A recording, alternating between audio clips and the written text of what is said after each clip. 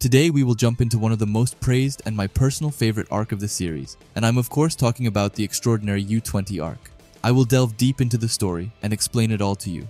However, I need you to do one thing for me first, and that's of course to subscribe to the channel if you like videos like this, and also join the Discord down in the description. Other than that, please grab your favorite snacks and sit back, relax and enjoy the video. We start the U-20 arc off with Tokimitsu asking how Rin's nose is. Rin tells him that it's fine, but asks him where Shido is. Tokimitsu tells him that he got sent to the punishing room and that he was unconscious. After that, we get to Igarashi, who is currently freaking out and is wondering if he will get chosen as one of the regulars in the U-20 match.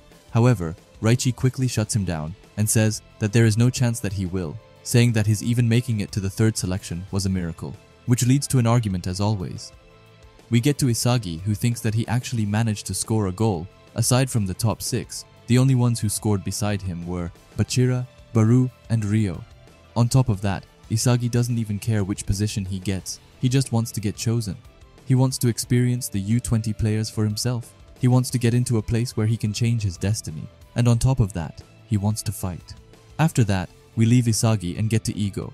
Henri enters and asks him if he's chosen the players. Ego says that he has, and that in order to seize victory, certain talents get cut away. But suddenly Henri feels her phone ringing and says that President Buratsuta is on the line. The time is ticking down and the players have gathered in the third selection central room. The clock goes down to 0 and the door opens. Ego comes out and tells them that they have done well, saying that he believes that this is the second time they are actually meeting one another. The players are a bit shocked seeing Ego in the flesh and not on a hologram, but Ego gets right into the meat of it, saying that football is a sport where you score goals, which is also the entire reason a striker exists. That's why with the third selection tryouts, he's decided to form a team centered around the one with the highest goal rate, and with that, he says that he's about to announce the 11 players who will play against the U-20. Firstly, the number 1 player is none other than Itoshi Rin. With an average of 2.5 goals per match, the team will be centered around him with an aggressive offense-oriented formation. The type of team that might suffer 5 goals but win by scoring 6 is the only way that Blue Lock with a team full of strikers can win. The following 10 players whose names he calls out will become the ammo that can escalate that destruction, starting with the goalkeeper, which is none other than Gagamaru. With the ability to react to balls at an instant notice and overall flexibility, Gagamaru's physical attribute numbers make him the top candidate for a goalkeeper, making him the team's guardian. Next up are the 2 center-backs, Nico and Aryu, a right-sided center-back that can overwhelm players with height reach, and not to mention an intelligent left-sided center-back with high spatial perception and ball-stealing ability. On either side of those center-backs, there will be 2 dribblers that boast speed and technique.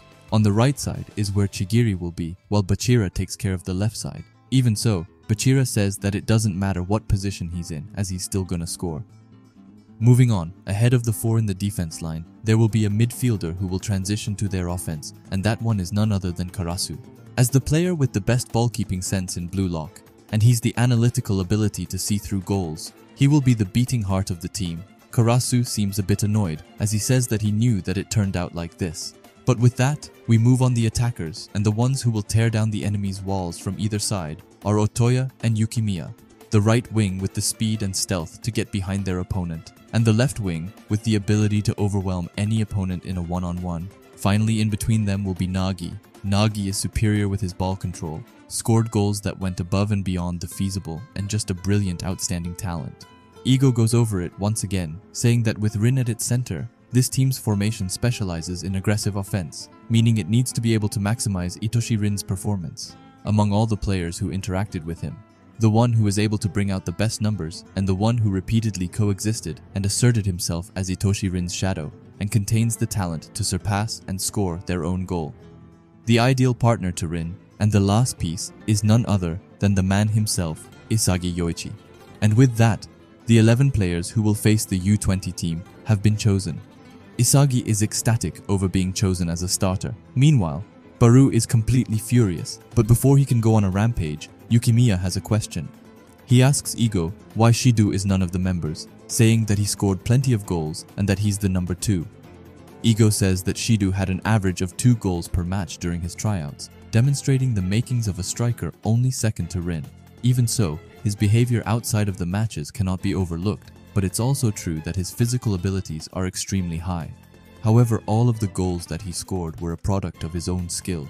So in other words, during the tryouts, Shido was unable to spark a chemical reaction even once with Rin, and given the flagrant display of violence at the end of the match, if he were to do such a thing during the U-20 match, he'd get a red card, which would put their team in an overwhelming disadvantage.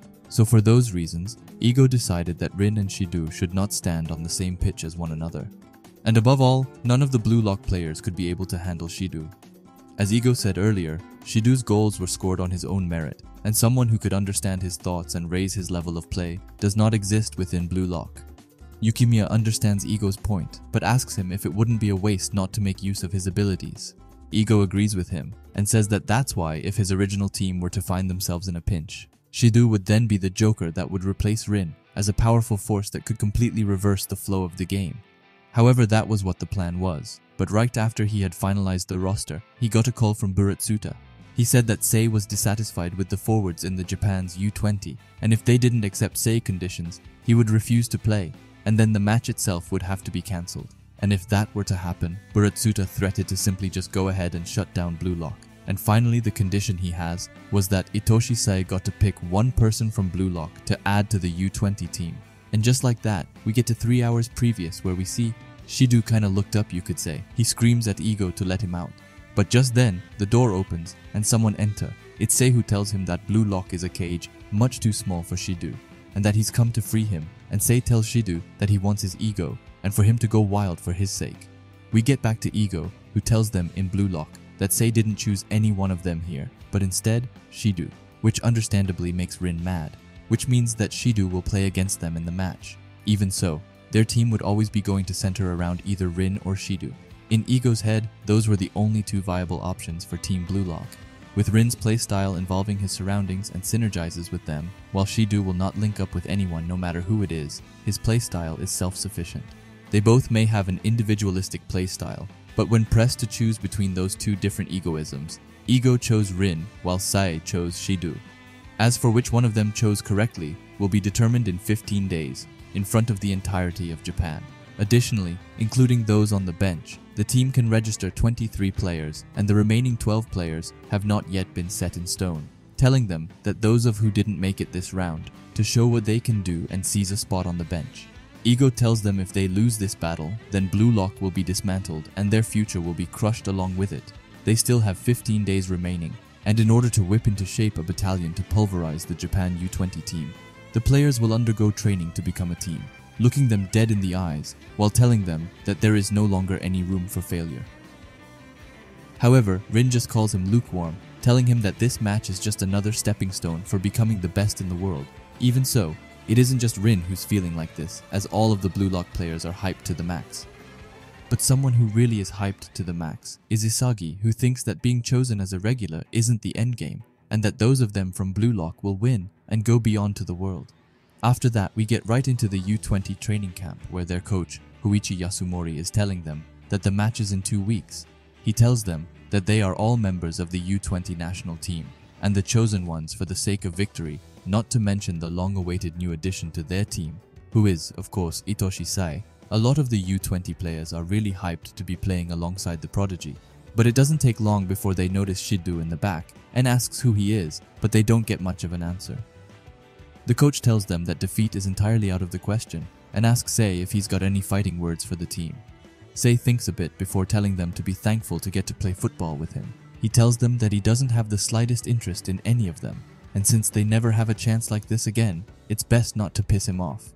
Sei's speech wakes up a lot of different thought between the players, but one of the forwards, Sendo Shuto, stands up and questions him. He tells him to get off his high horse and tells him that he might be a bit famous around the world, but he's still just a second division player in the end. Sendo says that he's a regular forward in the best team in Japan, and that he's currently above him. Even so, Sei is confused and asks what his point is. He tells Sendo for him, he will compete to be the top scorer in the nation, get in the national team, get an annual salary of 50 million yen, marry an idol, and then live a happy family life. That will be the peak of his football life. Meanwhile, Sei's singular interest is in becoming the best in the world, telling him that there is a fundamentally different depth to their greed. and says that just now, the things he listed didn't sound so bad, which is how he knows that Sendo will never be the best in the world. Sendo is just about to say a comeback when Shido comes out of nowhere and slams him down to the table. Everyone gets mad at Shiodu, however he just takes it as a challenge. Sendo gets up, or kinda. He tells Shido that Itoshi-sai aside, Shido is a nobody from who knows where, and someone like him doesn't get to talk to him like that. And he goes for the attack. However, he misses, and Shido goes in for round 2 right after. But before he actually hits Sendo, Aiku comes in between and shields him. Shido keeps on trying, but that just ends up with him down at the ground. Aiku tells him that he likes his spirit, but that it's out on the field where you need to show off. He tells Sei that it goes for him too, and that if you want their confidence, you won't get it by talking a big game, but by actually playing, because it's them defenders that will have his back. As he says that, we get this really cool looking panel where we can see all of their defenders and Aiku just manhandling Shido. Right after that, we jump into the first day of Blue Lock's last training camp. Chigiri is showing the U-20 defensive lineup to Bachira and Isagi. He says that according to Ego's info, there's a huge 19-year-old defender who's already got an offer to play for a Serie A Italian team. Not to mention that it looks like the team is centered around him, with a focus on a strong defense and quick counters. Chigiri says that it will be tough, however Bachira just keeps on saying that they will just have to break through them, and even Isagi is starting to get annoyed. Not long after, Ego's voice comes on from the speakers where he tells them that it's time for their break. Isagi is thinking about his crazy play during the 3rd selection before he stumbles across Rin. He goes in and tells Rin that it's break time, but Rin just tells him not to lump him in with them and that he can go away. Isagi tries again to warn him that if he trains too hard he might, and before he can finish his sentence, Rin tells him that if I break down from this, then that just means that it was all he was ever gonna amount to. Rin says that he can finally fight him, his brother, he can finally crush him and surpass him.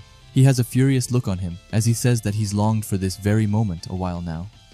When he's finished, Isagi gives him a water bottle. However, Rin again doesn't want it, but this time Isagi tells him that if Rin gets hurt, then Blue Lock's done, which would present a problem for Isagi, which makes him finally accept it, but even so, he says that it's lukewarm, which is quite funny.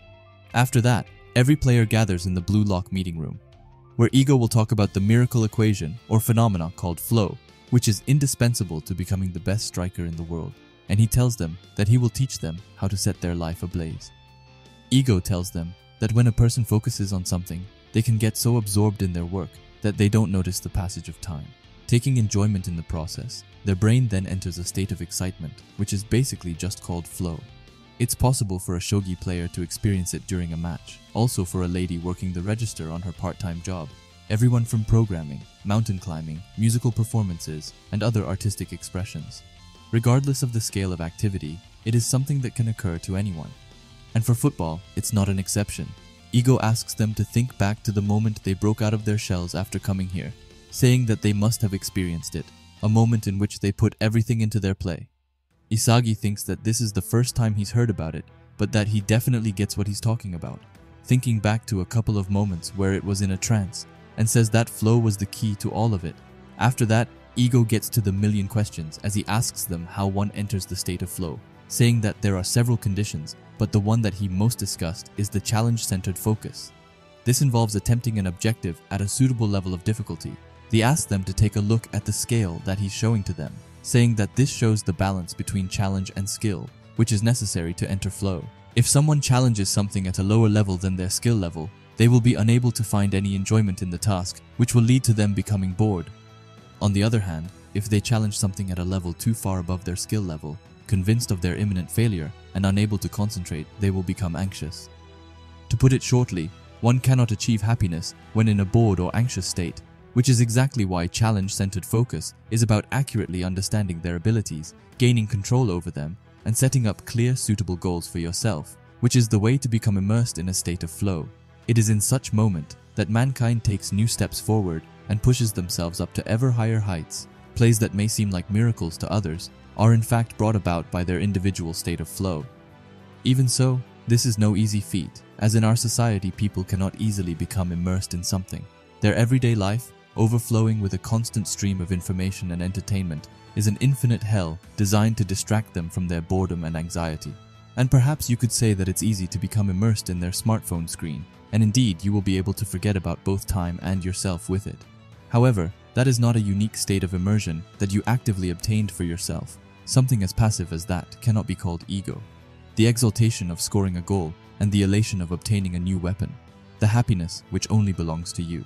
They have all experienced it already, so they can clearly understand that ego and blue lock are a place where only those who can leave the beaten path, where only those who can immerse themselves in football can survive. Ego tells them that they have already experienced the world and realized just how powerless they are, and he asks them if the objective of winning against the Japan U-20 team makes them bored.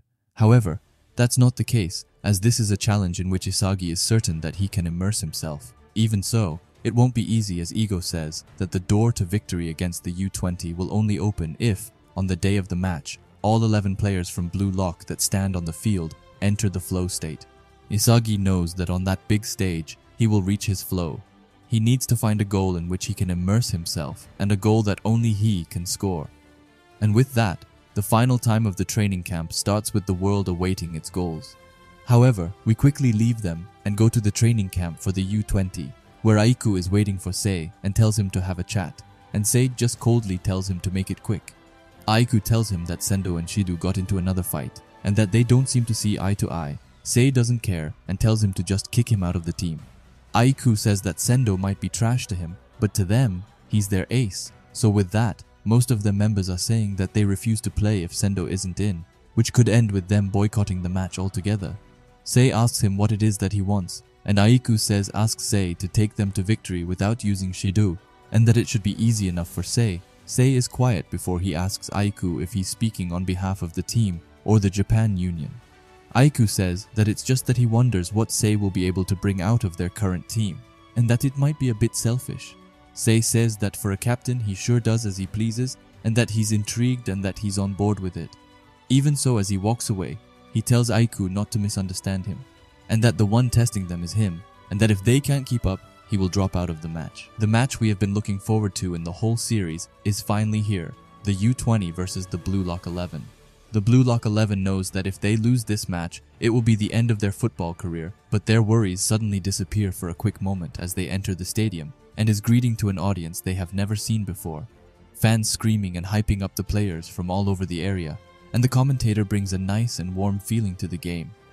Isagi takes a real look at all of the people in the stadium and thinks that he has come a really long way to be here. He thinks back to his past and says that the Isagi from before could never imagine such an outstanding sight. In front of this immense crowd, how far will Isagi be able to fight? He suddenly stops himself and says that that's not it. It doesn't matter who else is there. Isagi needs to focus on himself. He has to become immersed in this fight. Just as Isagi is in his little bubble, Rin comes and slams him on his back. Calling him lukewarm, he asks Isagi what he's getting nervous for. But Isagi tells him that it's called being excited, and with that the game starts. The Blue Lock 11 starts with the ball, and Rin passes to Isagi. But right off the bat, the prodigy himself, Itoshi Sai, goes to block Isagi. So Isagi passes back to Rin, who alongside Nagi creates a central triangular formation. After that, we get a quick flashback to Ego talking about their formation, which is led by Rin at its top. However, this is only when we're defending. When we're on the offensive, the key players are at its core, which means that Karasu will have to fall back and defend as a back three with Nico and Aryu. Meanwhile, the two side backs will move up to make a 3-6-1 explosive formation that crowds the midfield. This is only made possible because this is a team formed of only strikers, as a variable formation that allows for goals to be scored from everywhere. So with all that, Chigiri and Bachira move up on the field, starting the super aggressive Blue Lock system. The U-20 quickly sees that the Blue Lock 11 has raised their numbers, so Isagi has to quickly make his play, while the U-20 players are still reacting. So he passes to Blue Lock's own little monster Bachira, who goes up against Einstein. I mean, you can't tell me he doesn't look like him. Bachira starts with his fierce double-touch feint. He gets closer to Hayate and finishes off with an aerial rush turn. Bachira tries to find the best position to pass to. He thinks about giving it straight to the goal zone, but quickly throws that idea to the side, as he sees the only person linking up perfectly to his best move, which to no one's surprise is Isagi. He quickly confesses his love to Isagi before saying that both the U-20 team and this field will fall to the two of them, as he passes to Isagi. Isagi sees the ball flying to him and says that they can break through even the U-20 team, before the U-20's captain and defender Oliver Aiku comes and heads the ball away. Isagi is shocked, wondering how he is there, and Bachira is stunned that he managed to reach that. Isagi wonders how he managed to see through their play. Did he see it coming?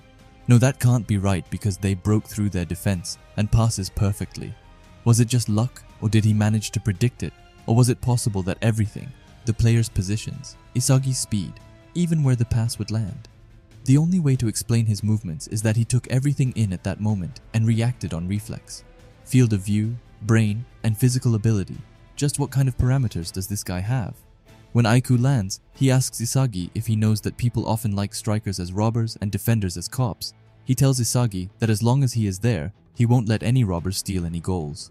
The crowd is screaming Aiku's name, while Isagi is thinking that even though Bachira and he brought out their best plays, Aiku managed to see through it and shut them down in an instant.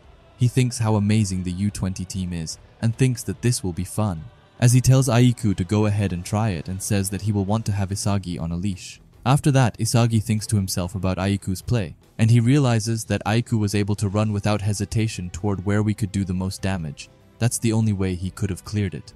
That's the type of reflex that Isagi want to use in order to score goals, and Isagi assumes that Aiku already had that type of reflex, but in his defense, and on top of all that, Aiku has extreme physicality. He's got eyes with high spatial awareness and a body that allows for powerful dashing and jumping.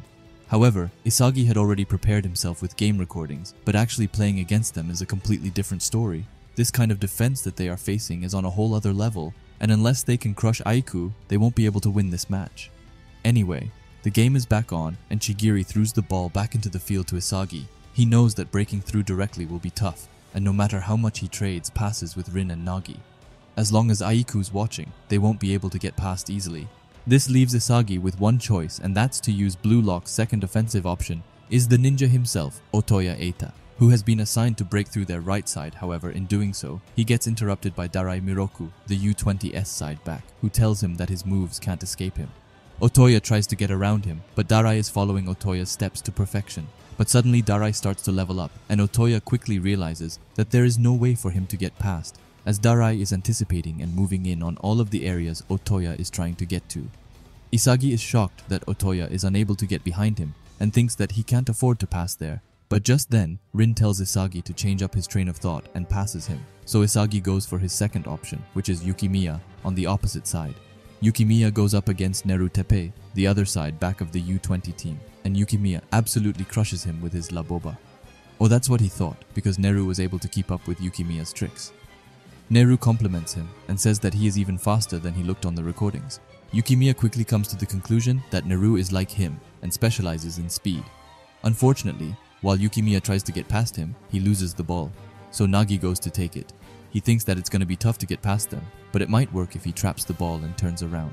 And before he can think any further, Nyu Kazuma, one of the U-20's center backs, gets as close to Nagi as possible, giving him little to no space to trap the ball. Nagi can't even turn to the goal due to Nyu's super strong core. Nagi asks him if he is a guard dog, and Nyu tells him that he is and that his owner is coming, which turns out to be true as Aiku comes and steals the ball from Nagi. While watching all of this breakdown, Isagi is shocked and thinks that this is the true power of the U-20 Japan team's Iron Wall Quartet.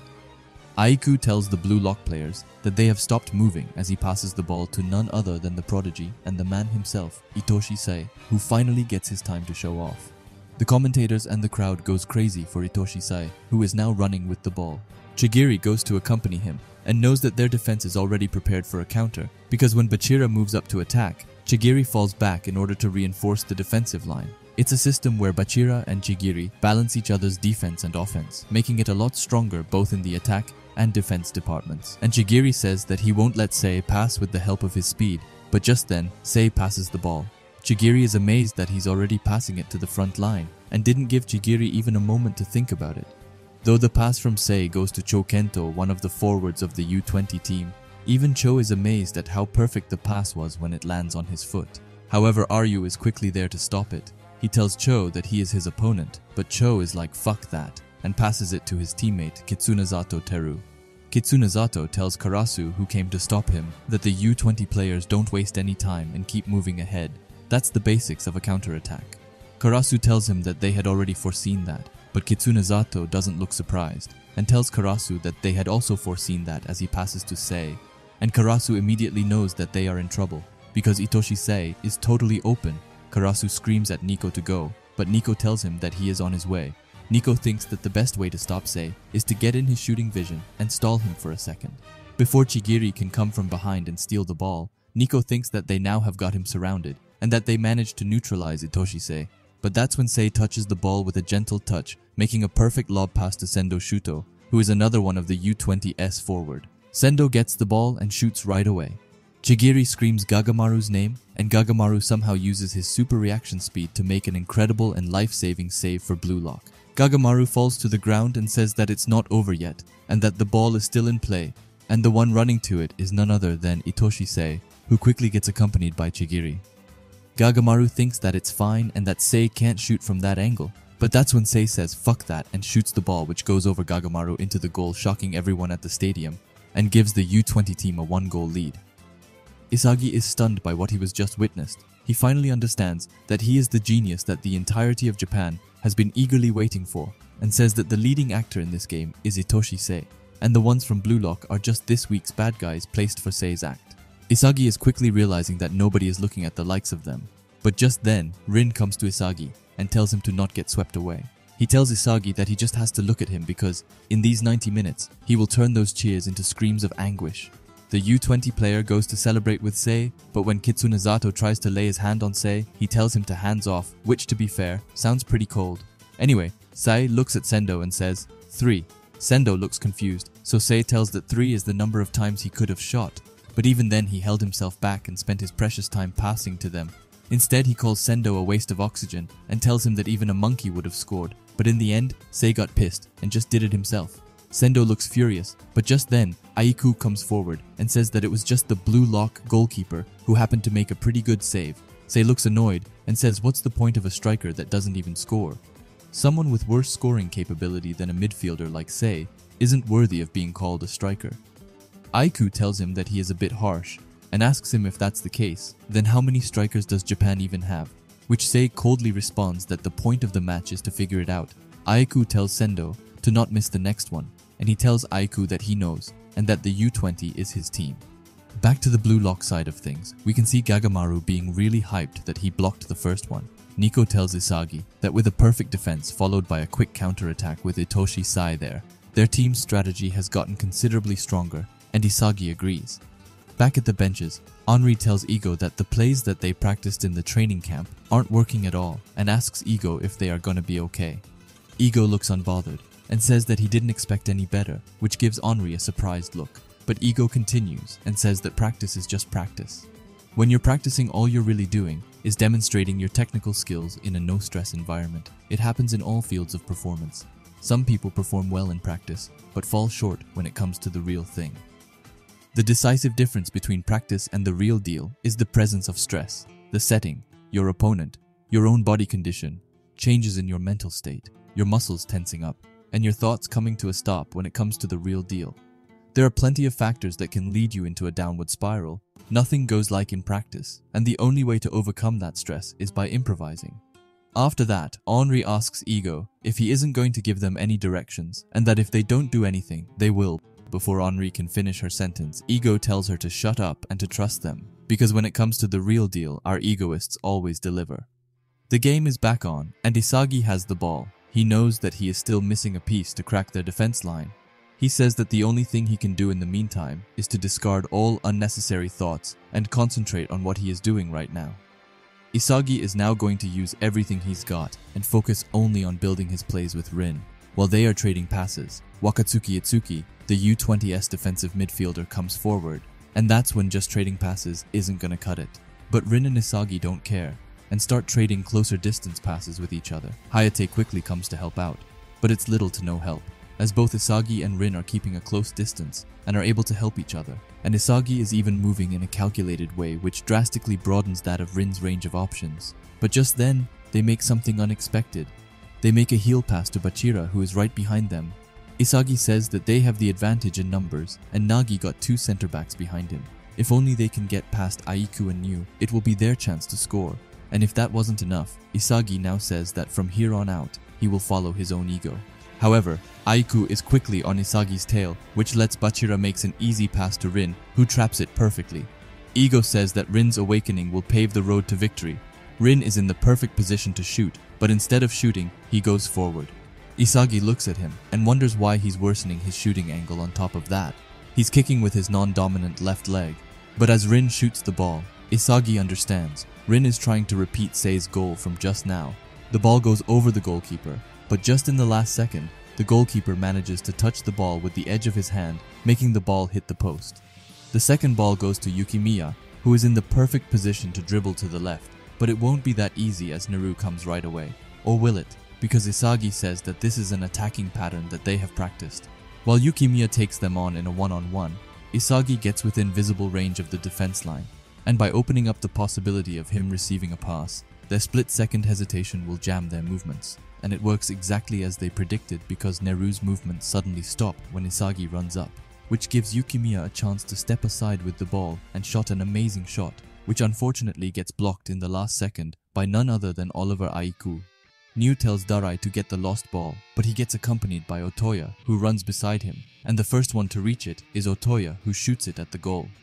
However, the shot gets blocked by Niu, who uses his face as a shield. The ball goes once again up in the sky, and Isagi screams at Nagi to take it. Nagi knows that this is his chance, but it will be tough, as both Hayate and Wakatsuki are there with him.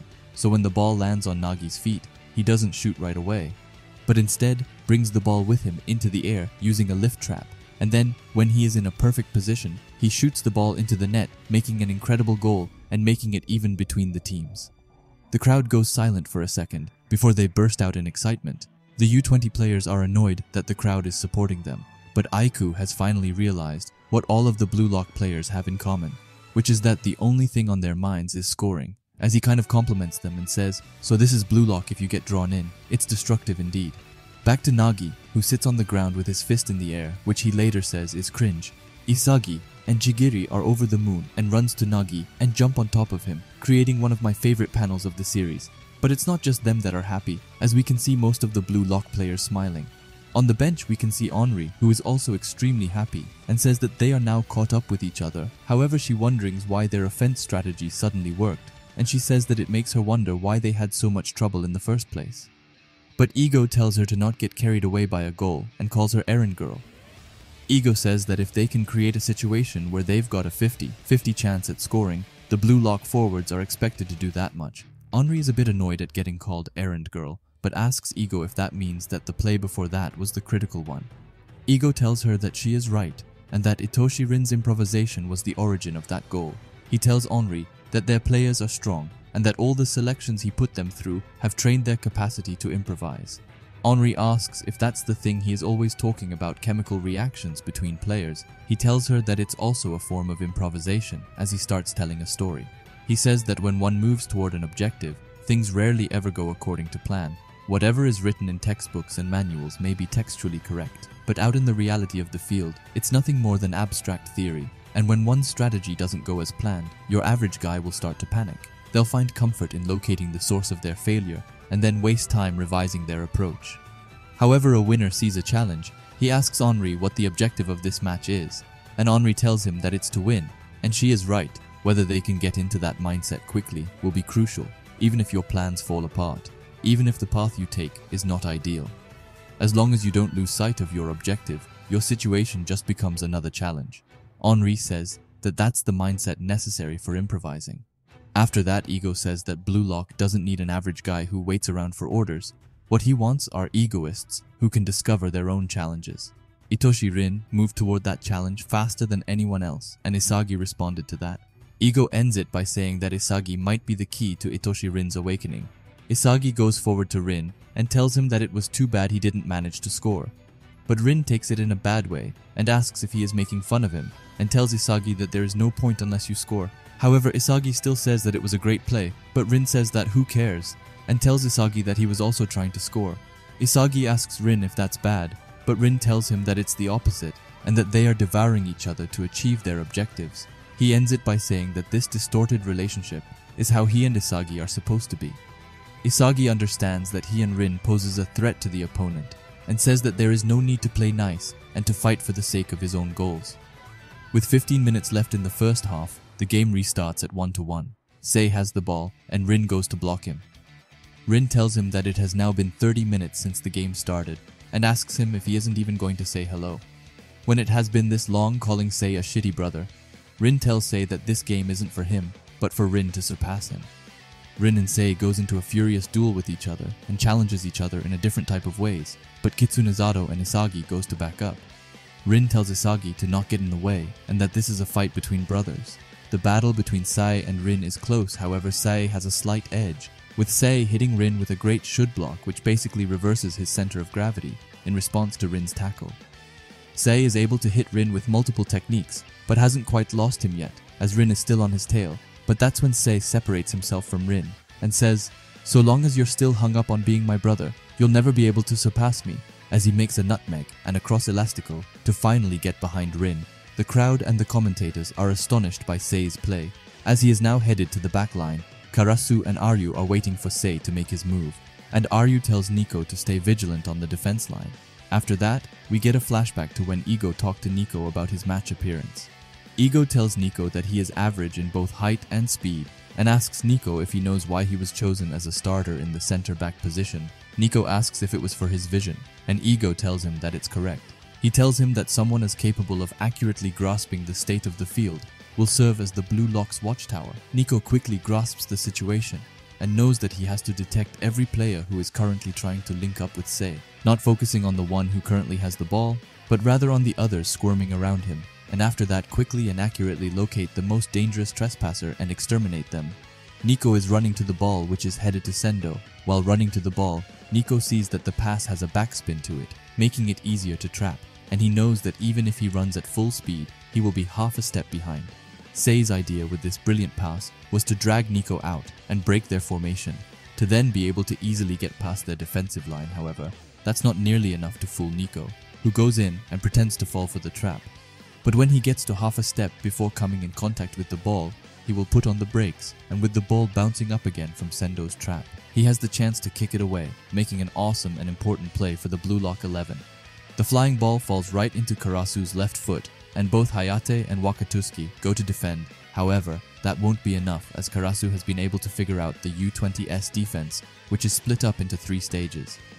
First, the moment their opponent is in possession, Hayate comes to press. Meanwhile, in the back, their 4 powerful defenders guard their designated areas, forming an iron wall defense. Sadly, the U-20's defense doesn't have any weak spots, so instead he has to make one himself, which he does by using his greatest weapon, Otoya, who is quickly accompanied by Darai. But instead of trying to get through Darai on his own, he decides to pass with Karasu instead. But after some 1-2s with each other, they arrive at the U-20's 3rd stage, which is their critical safeguard, Aiku's total defense. Aiku tells Otoya that they were close, but not quite there yet, but that's when Otoya tells him that it isn't just the 2 of them. As the passes to the Princess Chigiri Hyoma, Aiku quickly reacts to Chigiri, who is running like a panther on the side. But it doesn't matter how fast you react because no one can beat Chigiri's incredible speed.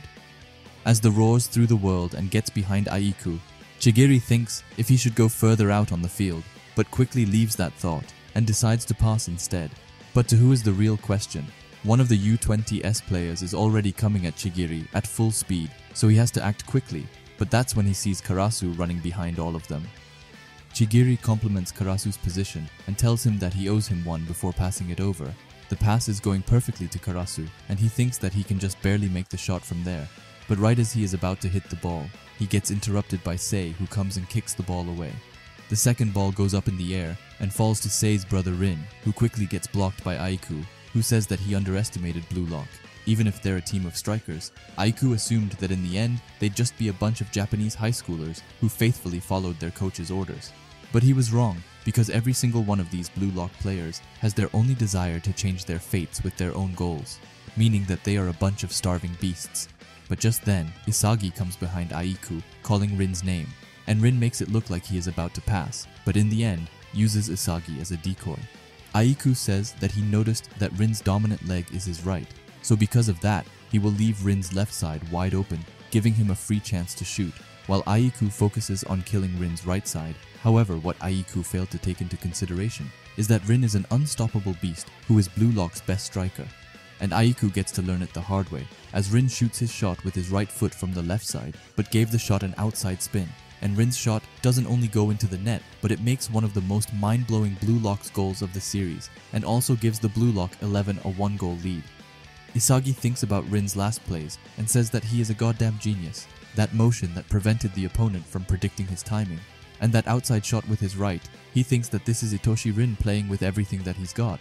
Isagi runs to Rin to celebrate, but when he is about to jump onto Rin's shoulders, Rin moves himself to the right, giving Isagi a one-way ticket to the ground. Rin says that they are in the last 5 minutes of the first half mark, and tells the players of the Blue Lock 11 that they are finishing this half off with Plan B. The U-20 players are shocked by Rin's plays, but Aiku says that it was his fault and that he let him shoot. But New tells him that they can't really complain if even Aiku can't stop him. Anyway, we go over to Sei, who asks Sendo how many more times he's gonna keep on missing. Sei tells him that it turned out this way because Sendo couldn't score and calls him a piece of shit striker. Sendo gets mad and says that it's unfair to just pin the blame on him, but Sei tells him that this isn't about pinning the blame on him. However, when someone creates an opportunity for you, it's like they're saying score a goal. Sei continues and says that if the U-20s were to lose this match, their positions in the team would be hijacked by Blue Lock. This motivates the U-20 players, who say that they won't let it end like this, and asks Sei to use them more. Aiku tells the U-20 players to think of these last minutes as everything they got left, and with 3 minutes left in the first half, the U-20 players start with the ball. Isagi quickly notices that the U-20 has increased their numbers up top, and with Sei at their center, they're pushing forward while trading short passes. Isagi thinks that they're completely different from before and that they're desperate now. Saib passes the ball to Kitsune Zato, who isn't getting an easy time with both Bachira and Isagi around him. Isagi thinks that the U-20 isn't the only one who can change its attacking style, because when Blue Lock is in the lead, whether it's in the first or second half, for the last 5 minutes, Nagi alone will remain on the offensive while everyone else falls back to defend. It's a system in which they change formation to protect their lead. This is Blue Lock's answer to the holes in their defense, the plan B for seizing victory. When Isagi and Bachira get closer to Kitsune Zato, he has no choice but to pass to his teammate running on the side. However, he won't have it easy either, as Nico is there to stop him. Nico tackles him, which leads to a limited area where he can shoot, and Gagamaru reads it perfectly as he makes a wonderful save. With 1 additional minute left on the clock, the second ball calls to none other than Itoshi Sai. Isagi and Bachira go to take the ball from him, but end up getting outplayed by the prodigy. After that, Sei passes the ball into the middle where Sendo is. Sendo finally thinks that he will become the hero, but that's when a devious figure comes behind him, calling him lukewarm, and asks Sei if he plans on becoming the best in the world with a pass like this, as he tells him to dream on you, piece of shit older brother, and kicks the ball away from Sendo. The ball goes up in the sky and falls in the hands of Sei, who tells Rin to not get in the way and calls him an annoying little brother as he shoots a killer ball to the net. However, someone more elegant and stylish manages to get the ball first, and it's of course Ryu who uses his long feet to save the ball from going in. And with that, the first half is over and the Blue Lock 11 is in the lead. But someone even more furious is still waiting on the bench for the next half. But it's not only the Blue Lock 11 who is hyped to be leading this match, but also the commentators who can't believe what they are seeing. One of the commentators, Natsuki Harutaru, says that Blue Lock is amazing. They're a type of team never before seen in Japanese football. However, the two teams are even in terms of ability, and he says that he can't imagine Itoshi Sei take a loss like this. In the crowd, we can see both Isagi's mom and dad being really proud of their son. Isagi's mom, Iyo, says that it's amazing that Isagi is out there playing, but to have his team winning on top of that is amazing. Isagi's dad, Issei, also says that he is really proud. But while they are talking, someone starts screaming behind them. She asks what Bachira is doing, and tells him that he has to try and score more goals. When she has calmed down a bit, she introduces herself to Isagi's parents. She thanks Isagi's parents for playing football with Bachira, and says that this is the first time seeing Bachira having so much fun. But it's not only Isagi's and Bachira's parents watching the game, because as Chigiri is walking to the changing rooms, he hears someone calling his name. It's his mom and sister who have come to watch him play. But the embarrassment doesn't stop there for Chigiri, as Otoya and Karasu comes to him and makes fun of him. But not everyone is in such a good mood as we can see right now, where Buratsuda Hirotoshi, the head of Japan's Football Association, is angry at Huichi Yasumori, the coach for the U-20. Hirotoshi asks Yasumori what is going on, and says that he believes that he told him that he has to win no matter what. Yasumori tries to reason with him, and says that the Blue Lock 11 is a very tricky team. But Hirotoshi says that he doesn't need his sorry excuses, and tells him that results are everything in sports. He ends it by telling him that it doesn't matter what he has to do, as long as he crushes Blue Lock. The mood in the Japan U-20 locker room is very gloomy, and everyone is wondering what they are supposed to do next. But just then, Itoshi-sei enters. Kitsunzato asks him if he thinks that they should have their coach change up their formation, but Sei tells him that it doesn't matter to him and says that he is leaving. The team is furious at him, but Sei tells them that he doesn't care and that all he did was take up the bet their captain gave him. "What will I bring about in the U-20 match?" he says, and tells Aiku that this is the result of their way of fighting. Sei also tells them that he was only here because he was interested in Blue Lock, and says that while they're all still rough around the edges, the world they see, the place they're aiming for, it's different from the U-20. Sei gets up and is about to leave as he says that he saw what he came for and that he is satisfied. But that's when Aiku asks him to please wait. He apologizes to everyone for making such a selfish bet and says that he wanted to test their current strength. He wanted to know where they currently stand. But after that first half, he knows enough. He know enough that they are weak, and at this rate, they will lose to Blue Lock. The Blue Lock 11 will steal their places, and then we'll be the ones disappearing. Aiku says that this is the first time in his life that he has felt it sting this badly. But Sei tells him that it's too late now and that he is leaving them with no chance. But Aiku looks confident and tells Sei that they still got their demon. Sei looks over at Shidu, and Shidu asks him if his life form isn't a good enough reason for Sei to fight. And with that, Sei drops his bag and tells him Little Demon to go wild, and that they will be the headliners in this game. The mood is a bit different in the Blue Lock 11 looker room, as all of them are celebrating their well-deserved lead. And here we have a wild Tokimitsu just smiling and being happy, which is quite cute.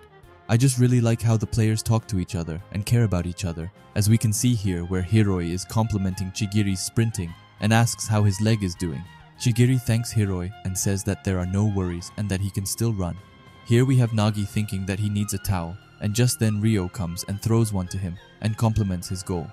However, Ryo asks him if he can score more goals than this, because after all, it's Nagi they are talking about, and Nagi says that he can score more goals than this. After a while, Henri and Ego enter the locker room, and Henri compliments them, saying that they did a good job, while Ego goes right into it and says that it's time for the halftime meeting. Ego starts by explaining a question that is on everyone's mind. Why were you able to score? Whether it changes in formations or combinations, they all anticipated and prepared various strategies in preparation for this match. But facing the top players of your generation, it didn't work at first, and says that the ones who made it work were undoubtedly Itoshi Rin and Isagi Yoichi, closing their distance more than they'd done during practice. By keeping Isagi nearby constantly, he was able to dramatically increase his options. After that, Ego asks Rin why he did that. And Rin says that he couldn't get past all of their defenders otherwise, and they wouldn't get started unless he did. So Rin needed a sacrificial lamb, and Isagi just happened to be readily available. Ego says that Rin's answer was good, and says that something like that couldn't have been conceived in practice. After that, he turns to Isagi and asks if he considered himself a sacrificial lamb. But Isagi says that he wasn't, and that he had intended to score his own goal, which also was the answer Ego was looking for. Ego says that all 11 players on the pitch see himself as the protagonist of the game. The go-to to continue fighting is within all of them, and that's the reason why they were able to seize the lead in the first half. However, there's no guarantee that the second half will go just as smoothly. In fact, there is no way it will. So it's time to put an end to the festivities right here and now, because the Blue Lock 11 has not yet accomplished anything. So do not be satisfied with this and keep on attacking until the very last second. Do not give up on being the protagonist. Ego ends it by saying that's all, and that they will not change formations, that the only order for the second half is to overwhelm them, and says that there is no need for more than one protagonist. While all of the players are hyped to the max after Ego's speech, Isagi thinks to himself. He says that Ego is right and that they may be ahead in the score, but those of them from Blue Lock aren't here to win as a team. Push forward only for the sake of my own goal, and no matter who or what I have to sacrifice, just like how Rin is fighting. With this game, I'm going to prove myself, he says. After that, we get to see Rin sitting on one of the benches. He thinks back to when Sei said, so long as he is hung up on being his brother, Rin will never be able to surpass him. After that, Rin thinks back to when they were kids, and Rin was watching Sei crush the kids on the field. No one could even come close to guarding him. After the game, some reports came to Sei and asked him how it feels to be standing in the world spotlight as the 8-year-old football prodigy, but Sei just tells them to shut up and leaves with Rin. Sei asks Rin if he wants ice cream, and when they are eating it, Rin sees that he has won a prize. He looks over to Sei and asks if he won one too. But yeah, it's pretty obvious that he didn't. After that, he tells Rin that someone who'd waste their luck on stupid stuff like this couldn't become the best in the world. trying to make himself feel better for losing. But after that, he tells Rin that he is going to be the best striker in the world and that anything else is worthless. The next time Rin is watching Sei's game, he thinks that Sei never loses and wonders if he can be as strong and cool as Sei is one day. However, in the game, Sei passes the ball into the box, and the one to reach it isn't anyone on his team, but instead Rin, who makes an awesome goal. When Sei goes forward to Rin, he tells Sei that he is sorry, but Sei tells him that he was incredible and asks Rin to play football with him and says that if it's Rin, then he can be the best one after him. Rin and Sei continues to play with each other and just keep getting better and better. They even start to gain recognition among the players. Sei tells Rin that his last shot was shoddy and asks him to pick up the speed a bit. Rin thinks that playing football with Sei is fun, and when he is with Sei, he feels invincible. Rin thinks that together with Sei, they will become the best in the world. After the game, they are back to eating ice cream, and once again, Rin wins. Sei tells Rin what a way to waste his luck, so Rin quickly destroys the evidence by throwing it in the water, which I thought was quite funny. After that, Sei asks Rin what he thinks about when he is playing football, but Rin tells him that he doesn't think that much. He just looks for where it looks critical, and then Sei passes to him. Sei asks him what he means by critical, and Rin explains that he looks for where the enemy would panic and fall apart. After that, Sei tells him that he relies on his instincts too much, but Rin tells him that it all works out because Sei is there to pass either way and says that anyone else feels kinda lacking to me. After that, Sei asks Rin what he plans on doing if he isn't there. Rin says that he doesn't know, but that he would look for someone else to replace him. But that's when Sei kicks him and says that no one can replace him, even scaring the cat away, also making Rin feed his ego. However, after that, Sei quickly becomes serious and tells Rin that he is going to Spain tomorrow and that he will play football in the youth team of Real Madrid, the best football club in the world.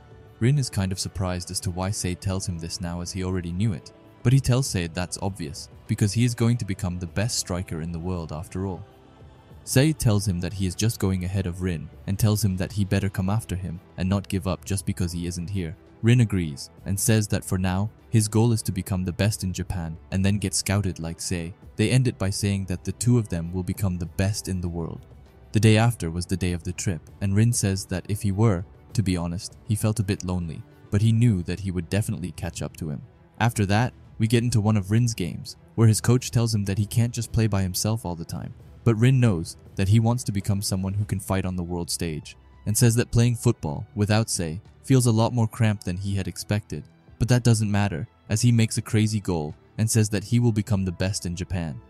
The evening quickly comes around and Rin stays longer to practice. He shoots a shot, but after that, he hears someone say that the shot was a bit shoddy. It's Sei who comes back with an unpleasant look on his face. However, Rin welcomes him back and says that it has now been 4 years. Rin tells him that he has been keeping up with Sei in the news and says that playing in the Real Madrid youth matches and managing to score is amazing. However, Sei kind of ignores that and tells him that it turns out that the world is huge and that there are players way better than him out there. Rin is surprised at where this is coming from, but that's when Sei tells him that he has changed his dream. Instead of becoming the best striker, he will become the best midfielder in the world. Rin is shocked and asks what the point of becoming the best at something other than a striker. But Sei tells him to shut up and says that Rin is only saying that because he doesn't know the world. Rin gets angry and says that Sei can't just decide that on his own because after all, it was him that said that they were going to fight together. Sei told him himself that Rin was to be the best after him. Sei tells him that's still fine and says that he will become a midfielder while Rin reaches the top as a striker, but Rin screams out of anger and says that he doesn't want that and that he is the younger brother of the world's best striker. He asks Sei if he only came back here to spout those pathetic things and says that he doesn't want to see him like this, and ends it by saying that Sei isn't the same brother that Rin shared a dream with. However, Sei just tells him how lukewarm he is and says that if Rin can beat him in a one-on-one, he will once again share the same dream with him. However, if Sei wins, then his and Rin's dream ends right here. Rin isn't too happy with Sei's proposal and says that he can't just decide that on his own, but Sei tells him that all he has to do is win, and then they will both share the same dream. Rin tells him to stop joking around like this, but that's when Sei tells him to start. He does as he comes running to Rin, saying that the first to score wins. Rin asks him to wait and thinks that he doesn't want to have a match like this, but just then, Sei starts doing some super fast scissors, which leads to a double trap. Rin notices that the tempo between each touch is so fast and that it's way faster than when he was in Japan. Rin says that Sei dribbles have clearly evolved and that he is on another level. However, Rin thinks that he can still stop him, but that's when Sei pulls a magic turn on Rin, giving him no time at all to think. After that, Sei turns around facing Rin and asks him what he has been doing for these last 4 years. As he gets behind him and scores, he looks over at Rin and says that they are done. But Rin tells him to wait. He tells Sei that after he left, Rin did his best to become the best in Japan, and then get scouted like Sei did. Rin tried to become someone who could replace Sei, and after that, he became the best in Japan, just like he promised. But even with all that, Sei still says that they're done. Rin says that if he can't chase their dream together, then he won't have any reason to play football at all.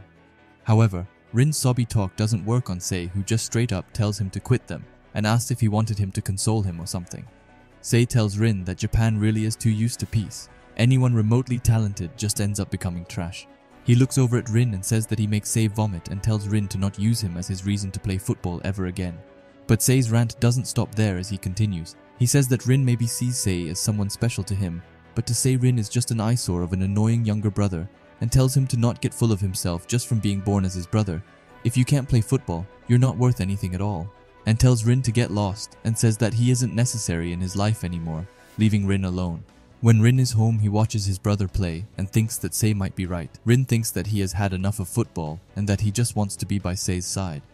However, Sei only thought of Rin as a training partner. He needed to become the best in the world, and now that Rin has lost his value, he's just become unnecessary. However, Rin starts thinking through and wonders if it means that Sei being nice to him was just a lie that he constructed because Rin was worth using.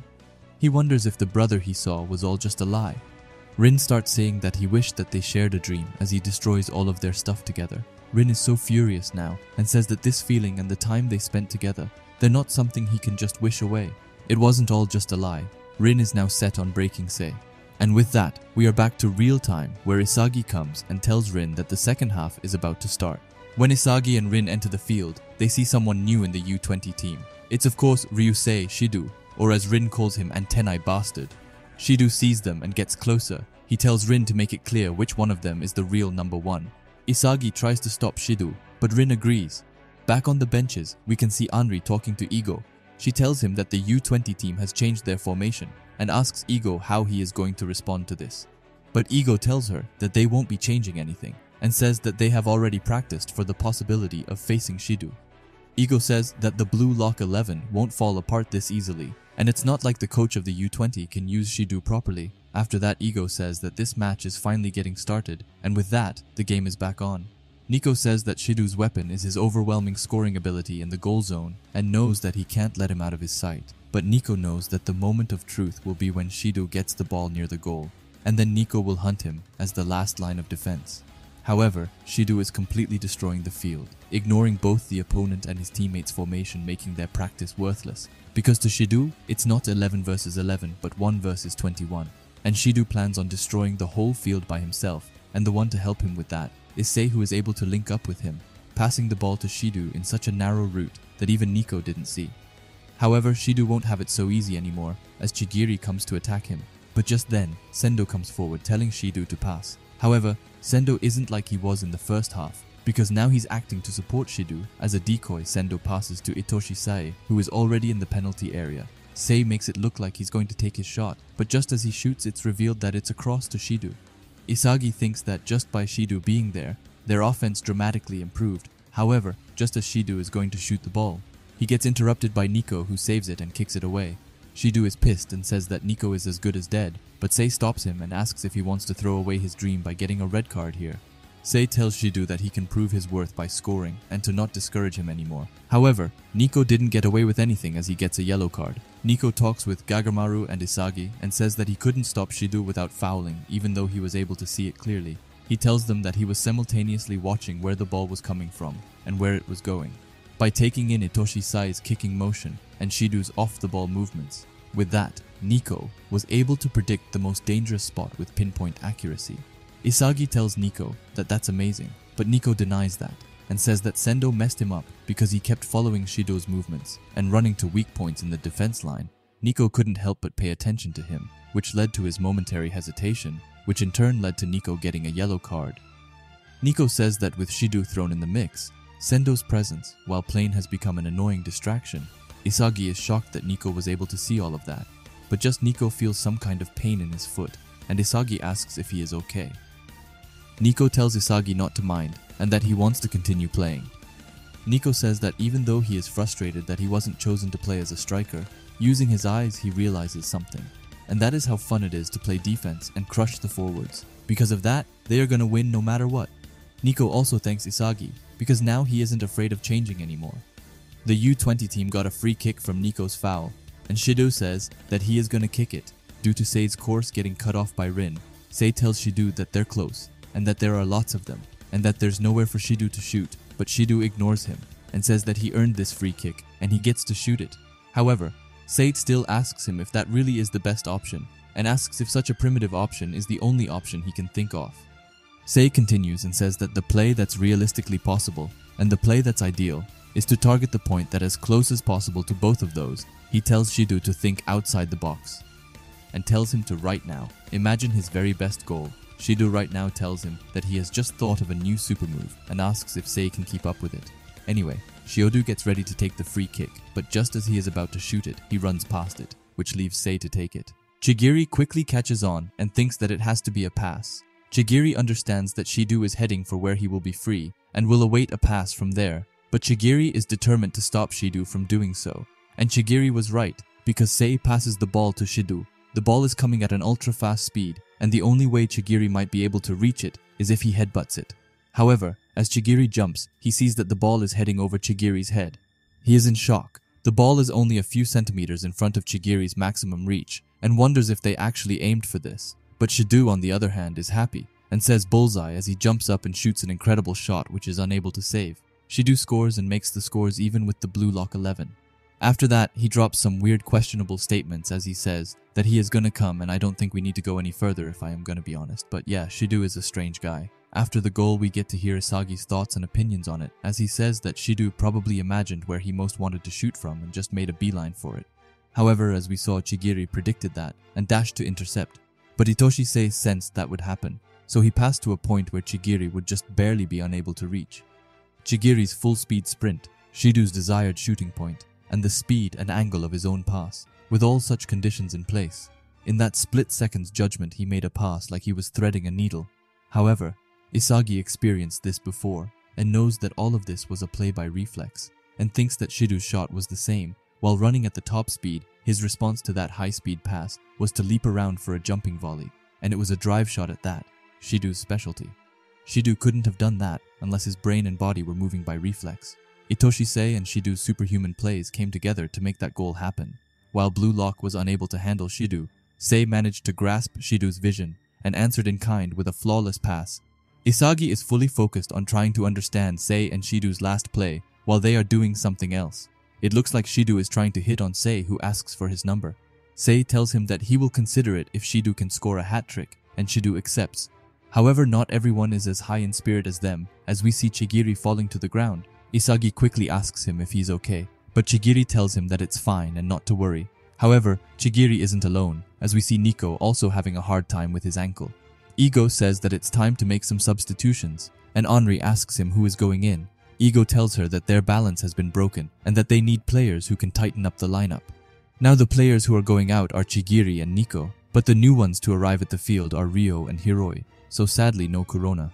Chigiri goes to sit down at the bench and Ego asks him what's up with his face and asks if he's got a problem with his substitution. But Chigiri screams that he hasn't while crying. Ego tells him that if he were to cry about it, he should have built up his stamina to last the entire match. Now, as Chigiri's number one stan, this was very heartbreaking to see, but he honestly did an amazing first half. Same as Nico with the substitution, the Blue Lock 11 is changing some positions as well, with Hiroi on the right wing and Ryo as a center back. Ryo goes forward to Nagi and says that he better score this half, and tells him that if they don't win here, it's all over. And with that, the game is back on with the Blue Lock 11 in control of the ball.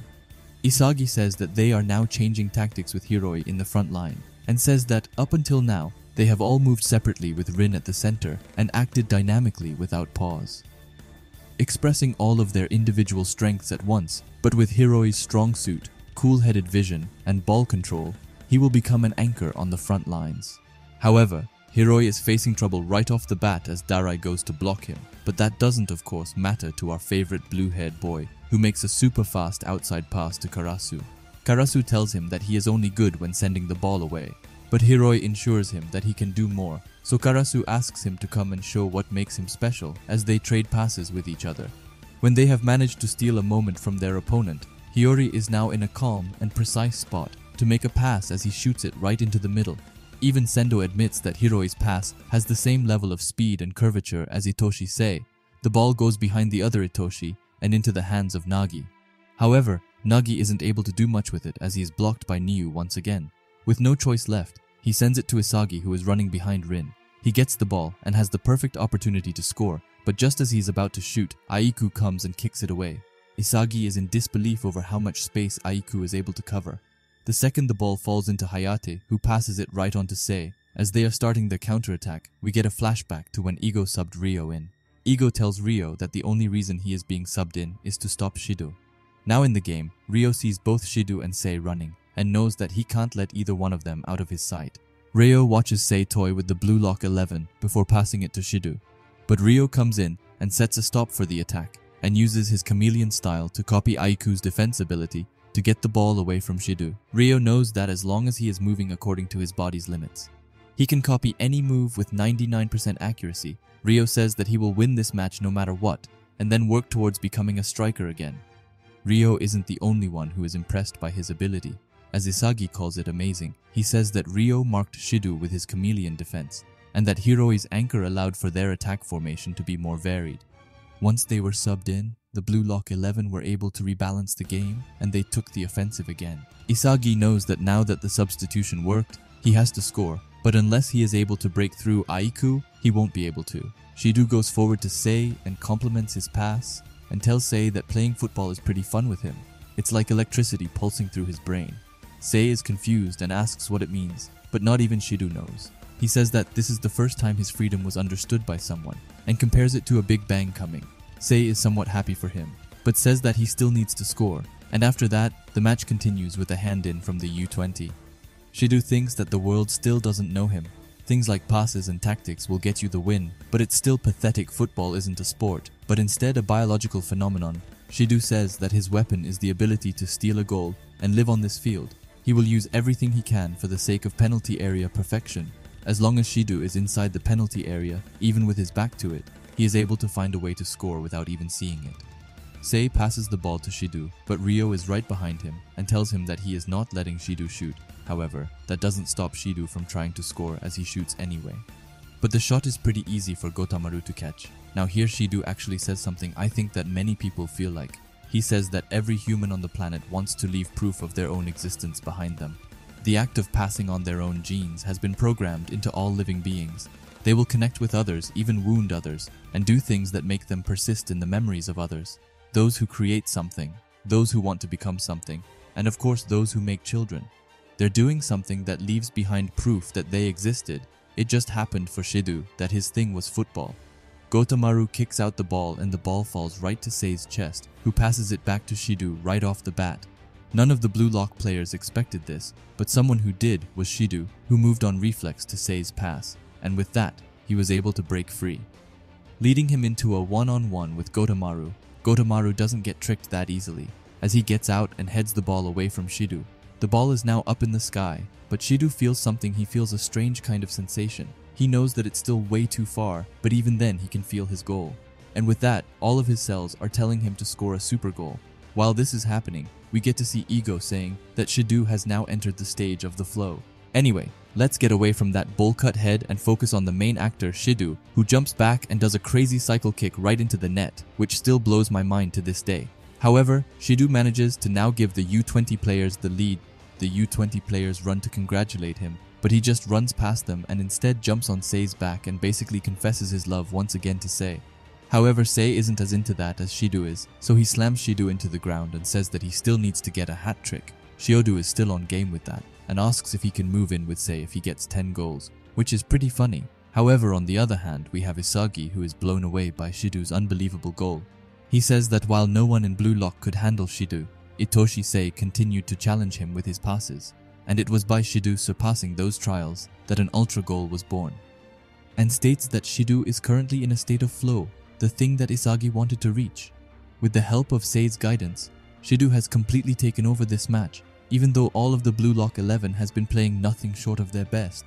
If they continue at this rate, they will lose, and then it will be all over.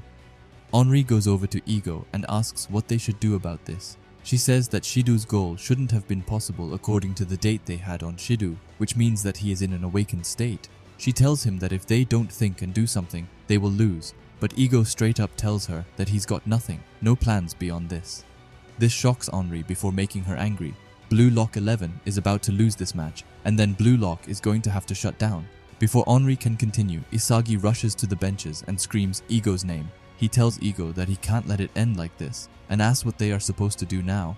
Isagi says that they are fighting with all their might, like Ego instructed them. However, it's still not enough, and Isagi asks how they can win. But Ego tells him that Blue Lock has already won, dominating the first half. Shidu's wild playing style. Everything that happened played out just as Ego wanted it to. Blue Lock will indeed be erased once they lose this match, and Ego will likely be banned from the world of football. However, the Blue Lock won't disappear. Shidu, the player acknowledged by Itoshi, Sei will become the star of Japanese football. As an ace second to him, Itoshi Rin will likely join the U-20 team as well. But it doesn't stop there, because the other Blue Lock members will likely draw attention and see doors opening to famous universities and national clubs. Their performances have earned that, and that's why from now on you will experience an era in which having been part of Blue Lock will be a great asset. Ego himself will vanish, but the Blue Lock 11 has the chance to change Japanese football. So be proud because Blue Lock has already won, he says. However, this doesn't sit right with our poster boy who asks Ego who the fuck cares about that. He doesn't care about the future of Japanese football, or about some safe future for him. What the Blue Lock 11 wants is to win this game. Isagi says that the future doesn't matter because losing here is the same as dying, and they are not gonna accept death just yet. And the only thing Isagi cares about is being the best in the world. So he asks Ego to make them win, and tells him that is his ego. Ego has finally grasped the egos of those playing in this game, and tells Isagi that if that's the case then they are gonna go with a gamble, which not even Ego knows how it's going to turn out, and sends out the joker of this game, the furious king and the self-centered Baru Shuei, who tells them that he is sick and tired of waiting. The one who sadly has to leave this game is Otoya, who gets subbed out for Baru. And with that, Hiroi moves down to the right side back, while Baru is playing right wing. While Isagi tries to inform Baru with information, Baru stops him and tells Isagi that these last plays have been really boring. After that, we move back to Ego and Henri, where Henri tells Ego that the players didn't practice this formation too much and asks if they really will be alright. Ego tells her that he planned on using Baru from the start and that he has no intention of throwing this match. He tells Henri that the match has unfolded exactly as he wanted it to. However, he admits that one thing exceeded this expectation, which is the ego that has been cultivated within Blue Lock, and that passion has far surpassed his wildest expectations. Henri says that then they still have a chance, but then Ego returns to his Sigma state and tells her to shut up and watch the current Blue Lock, which just might be able to create football's most critical moment. On the field, Nagi welcomes in the king, but Baru straight up tells him that he scored one measly goal and then died, and tells him that he better pass to him, but Nagi of course kindly refuses his offer.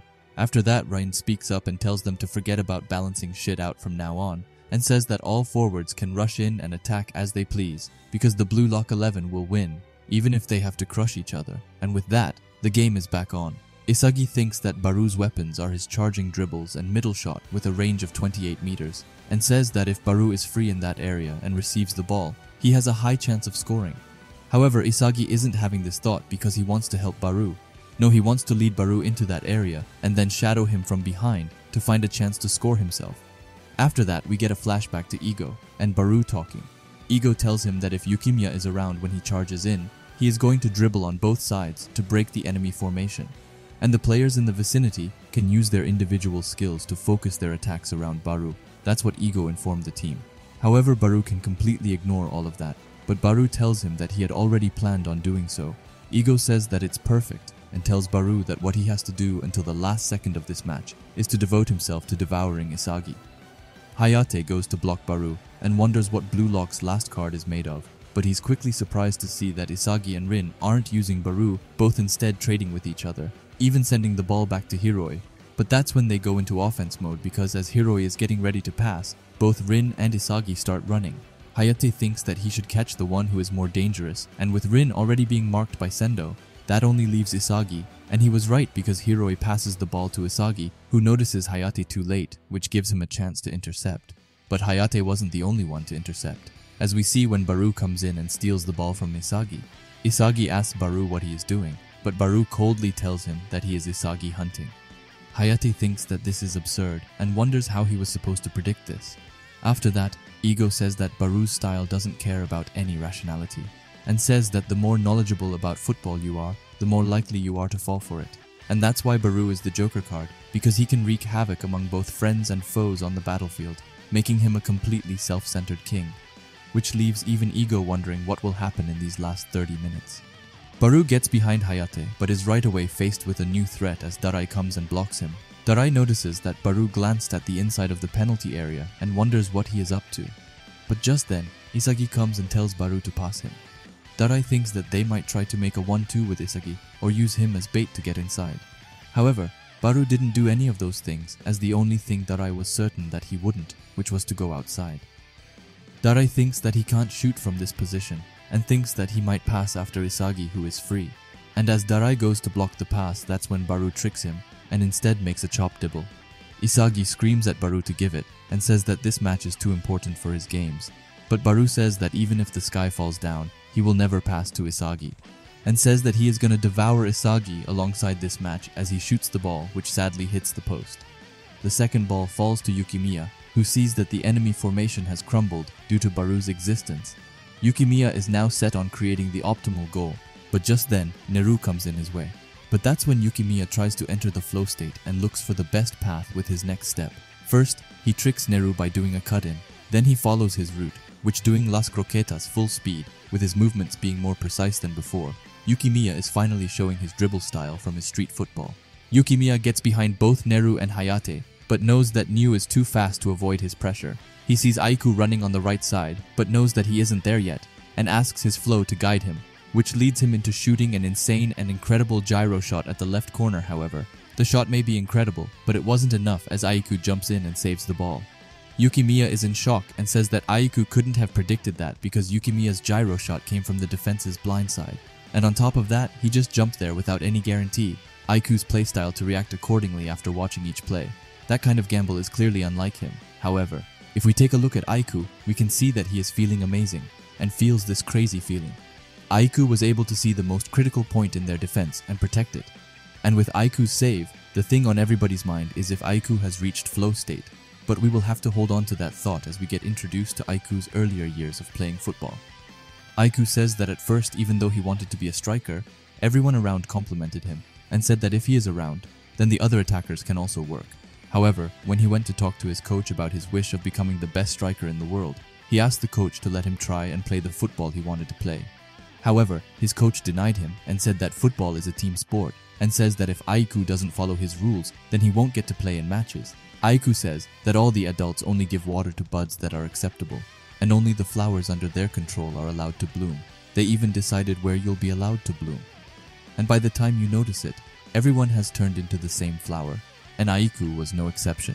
By the time he noticed he had forgotten how to bloom, after that Aiku once again goes to his coach. He tells him that lately, football hasn't been fun. The coach asks where this is coming from, and tells him that he's a regular forward on the team that even got every middle school title. Aiku may not score as much, but his assists are nothing to sneeze at. The coach continues and says that Aiku has a bright future ahead of him, and that going pro is just an arm's length away. Aiku thinks about going pro, then getting rich, marrying some girl from TV, and being happy, but Aiku won't ever be satisfied with that. He asks the coach if he thinks that Aiku can become the best striker in the world, and the coach says that he can, but Aiku tells him that he seriously doubts it. The Aiku who thought that he could do it has been dead for some time now. And here was the time it changed for Aiku, because he told his coach that he wants to become the best defender in the world. All these boring strikers that the adults keep mass producing, Aiku wants to destroy them as a defender, and he wants to bloom for his own sake. However, if one day a true striker appears to be struggling to bloom in this country, Aiku swears to never allow it to be plucked because he wants to become someone who can tell them to bloom. And after that, Aiku says that Blue Lock might be that bud. Back in the match, the second ball falls to Rin. However, Rin will have a hard time because Aiku is now in flow state, because he now has the ability to see all of the positions of friends and fours, their fields of vision, predicted actions. the level at which Aiku perceives all of it with his body increased. Aiku can see this new amazing world because they're all working at their full potential. Rin goes to attack and even hits Sendo with a nutmeg, but that's when Aiku comes in to save the day. However, Isagi also gets thrown into the mix and comes to help Rin, as Rin tries to get behind Aiku himself. Aiku says that if the Blue Lock project had started 3 years earlier, he would also have been over there aiming to become a striker, and asks Blue Lock to try and surpass him. Rin tries to trick Aiku, but Aiku puts a stop to that, and the ball heads over to Sei, who gets all of the U-20 strikers to rush up on the field. However, Sei isn't going to have it so easy as Karasu comes and tries to stall him while the defenders get information. Bachira goes to mark Kitsunezato, while Aryu goes to block him, who has such a forgettable name that I have forgotten it. Anyway, that leaves Ryo with Shidu. Shidu uses his steps so fast to get behind Ryo in no time. Ryo can barely keep up with Shidu and falls behind little by little. And with Karasu not being able to stall Sei anymore, Sei sees he has his chance to pass to Shidu. Gagamaru knows that with someone like Ryo blocking Shidu, his options are limited, which leaves Gagamaru with 2 choices. Shidu can shoot at. Gagamaru has to bet on it and use his instinct. Gagamaru prays that Shidu shoots bottom, but as he jumps he sees that Shidu shoots at the top. When you think that everything was lost, you are wrong, because this is Gotamaru. We are talking about who uses his hand to pull up his body mid-air to block Shidu's shot with his foot. However, even though Gagamaru did a life-saving save, it's not over yet. As the second ball is still in play, both Cho and Kitsunzato are running toward it, and Ryo is their last hope. So Ryo uses Nagi's own technique, his jumping turn, to shoot away the ball, which luckily happens to land in the hands of Nagi. As Nagi says that it's time to counter the counter, Isagi knows that this time they have to score to be able to turn it around. However, there are 4 of them currently rushing toward the U-20's goal, putting them at a disadvantage. Isagi thinks that if he can get to the goal by reflex, then he will be able to score. He has to find a point where only he can steal a goal. But just then, Baru comes from behind, and Isagi realizes that he was trying to intercept his pass. But Baru isn't the only one to join the party, as Darai comes and tells them that Baru is just following number 11 around, and tells him that he isn't falling for it again. Baru is annoyed that Darai has already figured it out, and sees that it isn't only him paying close attention to Baru, as Aiku is staring Baru down from the defense line, and because of that, he has to switch his objective. While Isagi is creating light, he has to look for darkness, because Baru thinks that darkness will lead him to flow.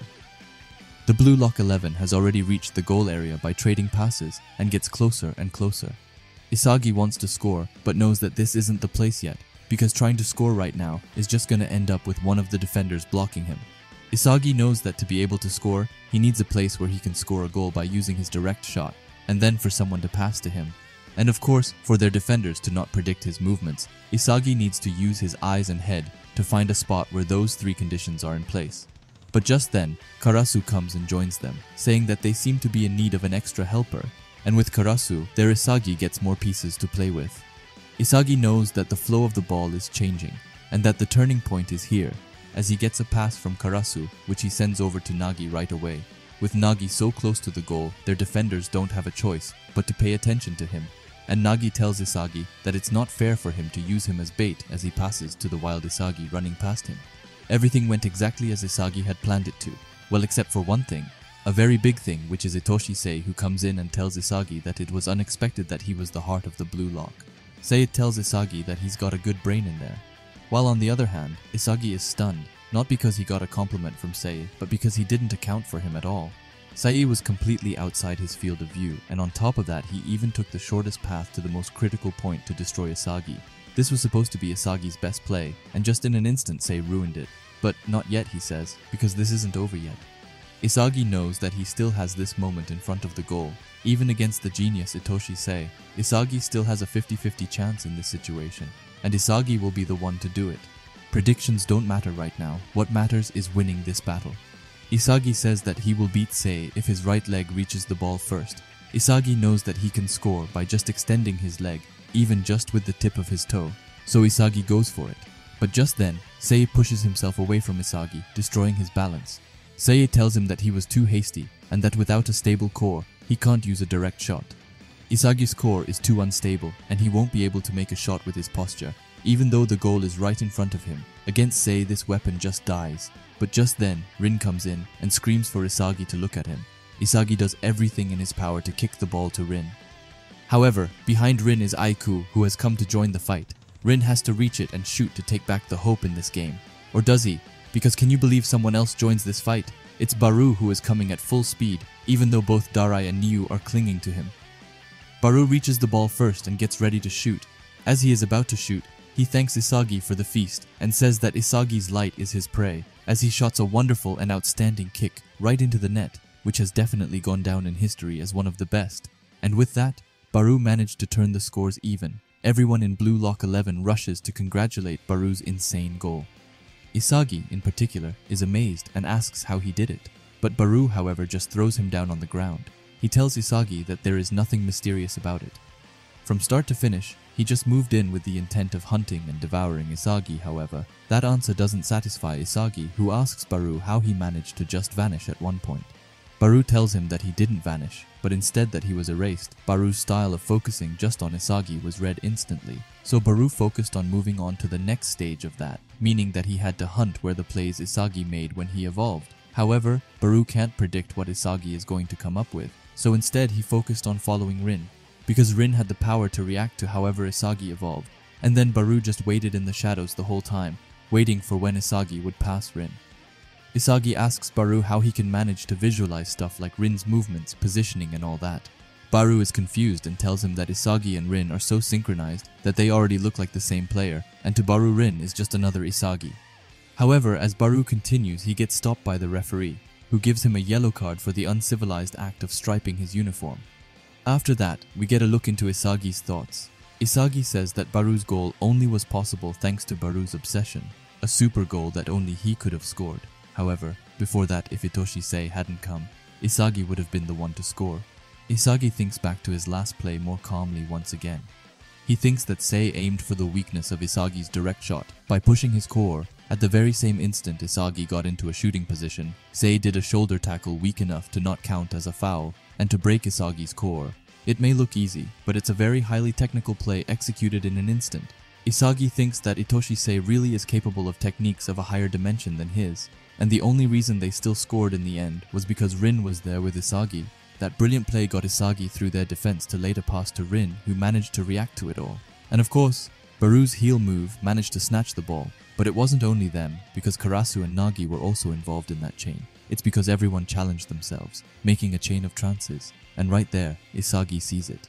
To demonstrate a higher performance you have to move while believing in other trances. This is the last piece for the fight against the U-20, Isagi says. On the other half of the field, we have the U-20 Japan's coach, who is scared to death.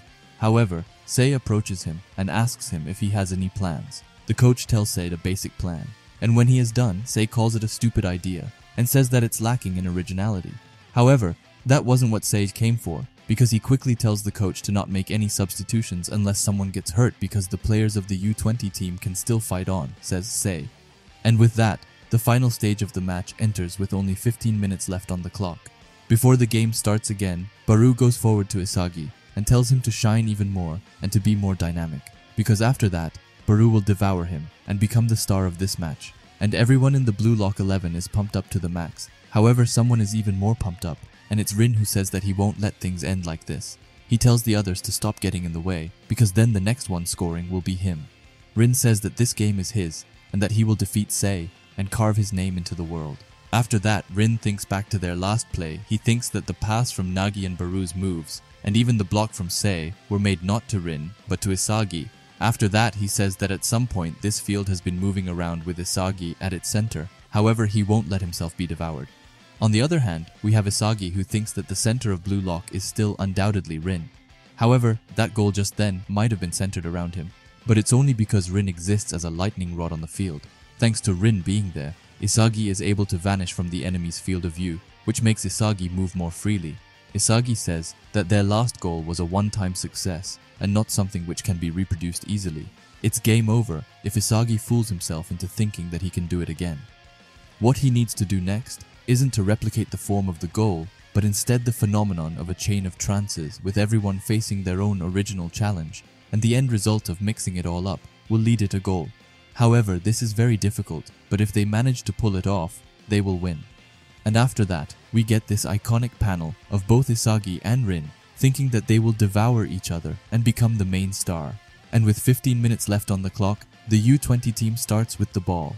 Isagi knows that to set a stop to this match, he has to watch out for the place where Sei passes. Sei gets past Nagi and comes at him at full speed.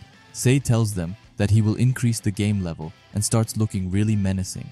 Sei uses an Elatisco nutmeg to get behind Isagi, who wasn't even ready to react.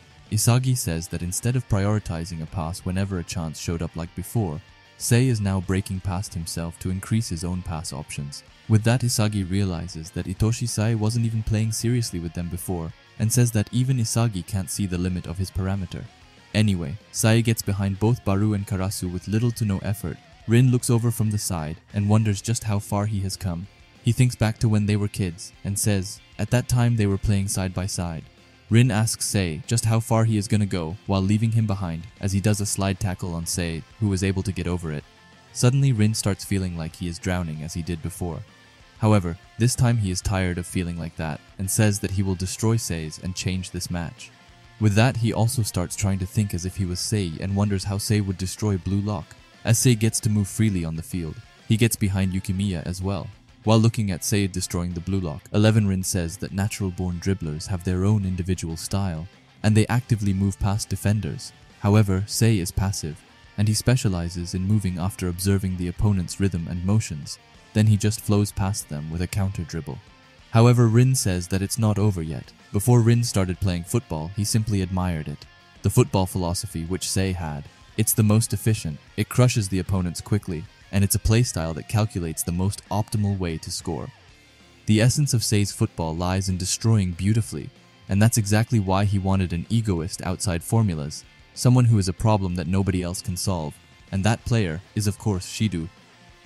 Anyway, Sei gets to Ryu, however this time he doesn't try to get past him, because this time he does a cross into the middle, and there in the middle is the demon himself, Shido.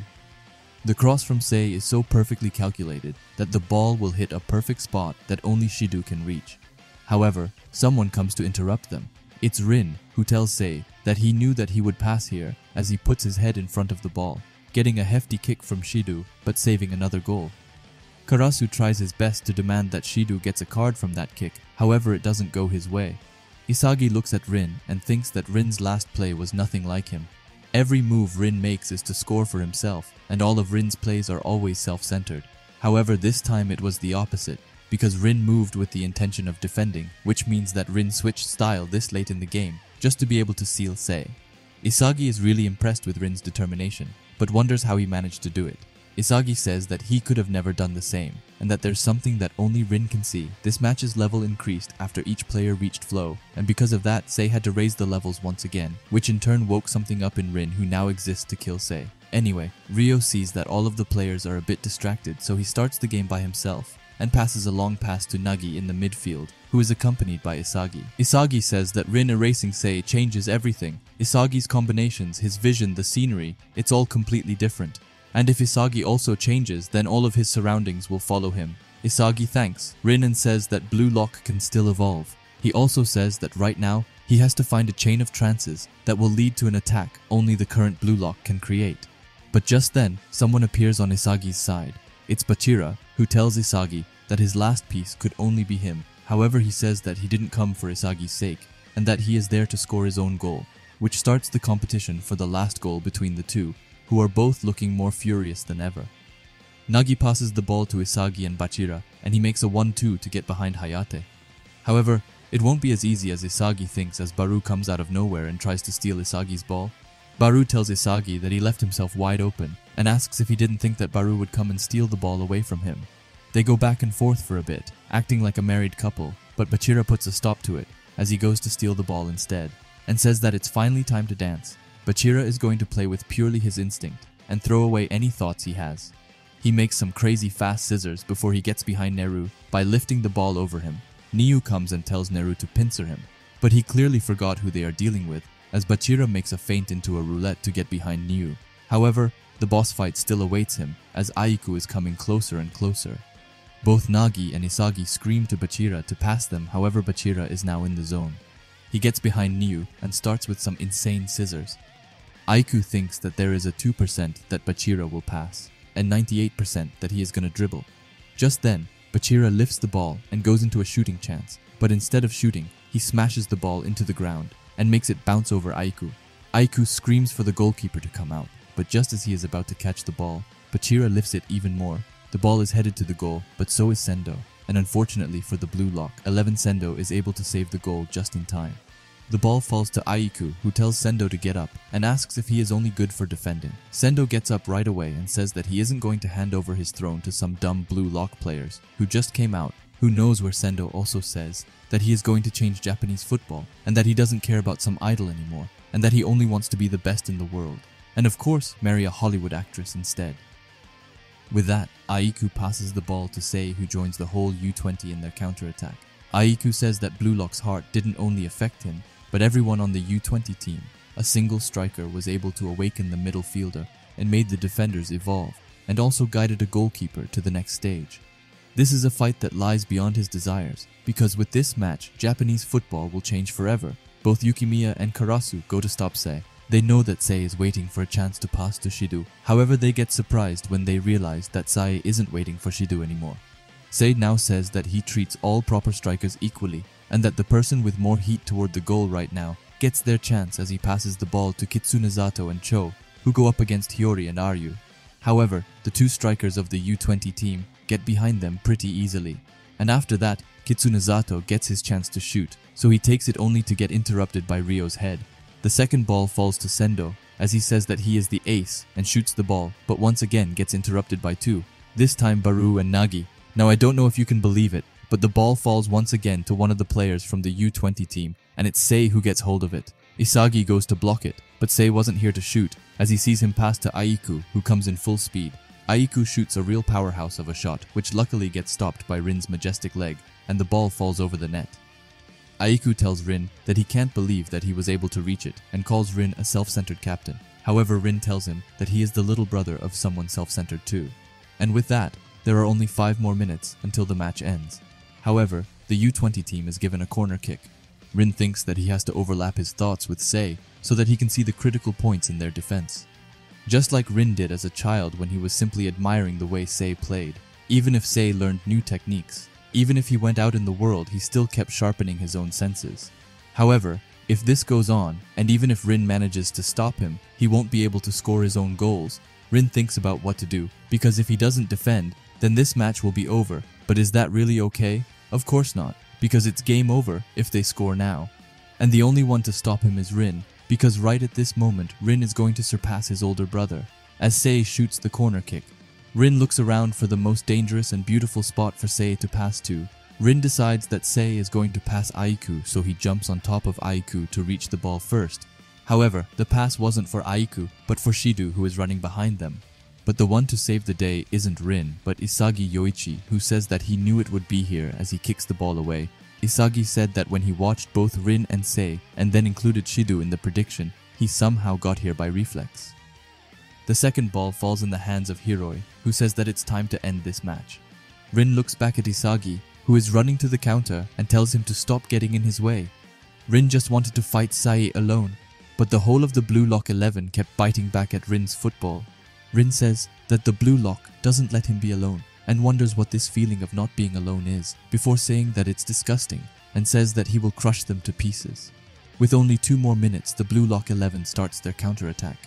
Hiroi thinks about if he should pass Nagi or Baru, but before he can decide, Rin comes from behind him with a menacing look to him as he steals the ball from Hiroi. Rin says that Sei doesn't matter anymore.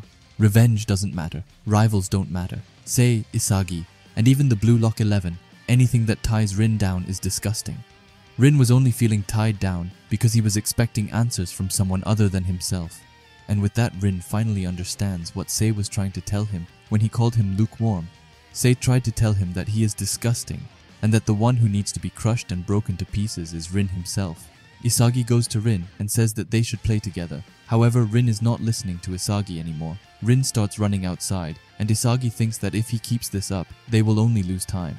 Neru goes to block Rin. However, Rin is ready. Rin knows that Neru's weapon is speed, and he goes to crush him. Another one goes to try his luck on Rin, and this time it's Darai, who once again gets bodied by this new savage version of Rin. Neo rushes in to overwhelm Rin with his physical strength. However, Rin completely destroys him and flips him upside down. After that, we see Ego looking at Rin very closely as he says that Rin brings out the opponent's strongest weapon and focuses on a play that destroys that, and says that Rin is now in flow state. After that, we get to see how Isagi views this new version of Rin. Isagi says that this is a Rin that he doesn't know existed if Sei's style is to seek and calculate everything perfectly and then destroy it beautifully. Then Rin's disposition is the opposite of that. Rin lets the opponent bring out their best, a football style that destroys hideously. And after that, Rin goes to his final enemy Aiku, who is left to defend Rin. Aiku says that Rin's concentration is out of this world and that he doesn't even notice that he is drooling. There are a little over 28 meters until the goal, and if Rin gets past him, then they're down. So Aiku's job is to make Rin waste time here. Aiku takes all of Rin's new data that he used to get behind the U-20 team and says that Rin has gone up multiple levels. However, Aiku is still confident and tells Rin to just try and surpass him at his best. But suddenly all of Aiku's data disappears, and Aiku suddenly says that even though he hasn't got a chance against Rin. But just then, Shido comes from Rin's blind spot, which boosts Aiku's data up to 50%, bringing it down to luck, so Aiku starts running toward Rin. However, just then, Isagi comes and tells Rin to pass him. Both Aiku and Shido know that if Rin passes, they are done. But luckily, Rin doesn't care about Isagi anymore and tells Isagi to get away from him and not limit his possibilities. Rin continues, and Aiku thinks that Rin will shoot, so he blocks off Rin's shooting course. However, it turns out that Rin was only doing a feint. This would have broken most of the defenders, but not Aiku, who says that he isn't broken yet, and tells Rin to just try and break him. Just before Rin's shot, Aiku cuts off some of Rin's shooting area, which leaves Rin's shot into the right post. The second ball goes up in the sky, and it's heading to Isagi. But before he can take it, Sei comes and steals it, telling Rin that he is still lukewarm. And with that, the match goes down to its final extra minute. Reichi jumps out of the bench and screams for the Blue Lock 11 to stop him, even if they die in the process, and I don't think that he was joking. Isagi goes up against Sei, but gets easily bodied by the Prodigy. Same with Nagi and Baru, who went to challenge Sei just to get completely destroyed. Karasu comes and tells them to not swarm around Sei, and tells them that he will stall him instead, so that the others can block the U-20 players who are running to their goal. Isagi looks back and tries to find a new piece, so that he can turn the game around. However, in the meantime, Rin goes up against Sei, completely disregarding what Karasu said. Sei tells Rin that he still hasn't fixed his habit of sticking his tongue out and drooling. Sei says that the fact that Rin didn't score just now proves that he is at his limit. Sei continues and says that if only Rin would have stayed quiet at home, he would have been able to live without this downfall. Sei tells Rin that he can't become the best in the world, and that what he can do is live in the shadow of his older brother. This doesn't have any effect on Rin, who tells Sei to stop trying to bind his ego with words again, and says that he isn't something in their lives anymore, and that he is done with being Itoshi Sei's little brother, because he is Itoshi Rin the Egoist. And with that, the two brothers start their final matchup against one another. Sei starts with doing some of his super fast scissors before he kicks the ball up in the air and makes a back heel kick. However, Rin is steadily keeping up with his brother, and the two of them continue their furious and epic duo, which will for sure go down in history next to Ronaldo and Messi. Sei tries to make his famous nutmeg, but that's when Rin denies that and kicks away the ball. The ball goes up in the sky, and it looks like Aiku will be the one to reach it. However, that's not the case because the number 11 striker Isagi Yoichi comes running right behind him and shoots a killer ball right into the net, finally giving Blue Lock their well-deserved win, with the final score being 4 to the Blue Lock 11 and 3 to the U-20 team. Everyone in the Blue Lock 11 is ecstatic for Isagi, and they all come and huddle together. After that, Aiku comes forward and compliments Isagi's well-deserved goal and tells Isagi congratulations as they shake hands. However, not everyone is as cheerful as them, as Rin is sitting on the ground. But just then, Sei comes over. He tells Rin that he was wrong. Sei thought that Japan was unable to ever give birth to any decent strikers. Rin looks really happy as Sei continues and says that the one he talks about even manages to call forth Rin's instincts. Sei says that the one who's able to change this country's football is Isagi Yoichi. After Isagi has celebrated, Igarashi runs to him and says that an interview team is calling for him. They ask how Isagi feels about the match, and he tells them that he is very happy. The interviewer continues and asks Isagi what his future goals are, and Isagi straight up tells him that Blue Lock will win the U-20 World Cup. He starts saying that they will before correcting himself and saying that he will lead Japan to victory in the U-20 World Cup. After that, the players can finally go into their locker room to truly celebrate their win. With all of them screaming and being hyped about being the new U-20 team, we can even see Henri crying her eyes out, saying that she's really proud over them. after that Ego comes by and tells her to stop crying and that everything happened as planned. The U-20 team subbing in Shidu, and they even going as far as playing Baru. Ego had up until that part planned out everything perfectly. However, that last goal was beyond his calculations. Saying that Rin's awakening broke everything apart, and the only one who responded to that was Isagi, telling them that the last play was without a doubt a goal that made Blue Lock known to the entire world. This victory was brought on by every one of them here, and they have all surely made this the one place in the world where football was the most heated. And they have all grasped victory at a turning point in their lives. Ego congratulates them and says that they have accomplished something amazing. However, this cannot become the peak of their football lives, and this victory isn't the end of a fight, as it's the true beginning for Blue Lock. Isagi might have been the one to steal the spotlight today, but everyone will still have equal chances in the future, as Ego intends to make someone among them the best striker in the world. And in order to create a single hero who will lead Japan to victory in the World Cup, everyone else will have their lives ruined. As Ego walks out with an immense arua, he tells them to prepare themselves, and that Blue Lock has reached the point of no return. However, the surprises don't end there, as Henri tells them that as a special bonus for their victory today, the menu at the cafeteria will be super luxurious, and of course, all you can eat, which hypes the players up.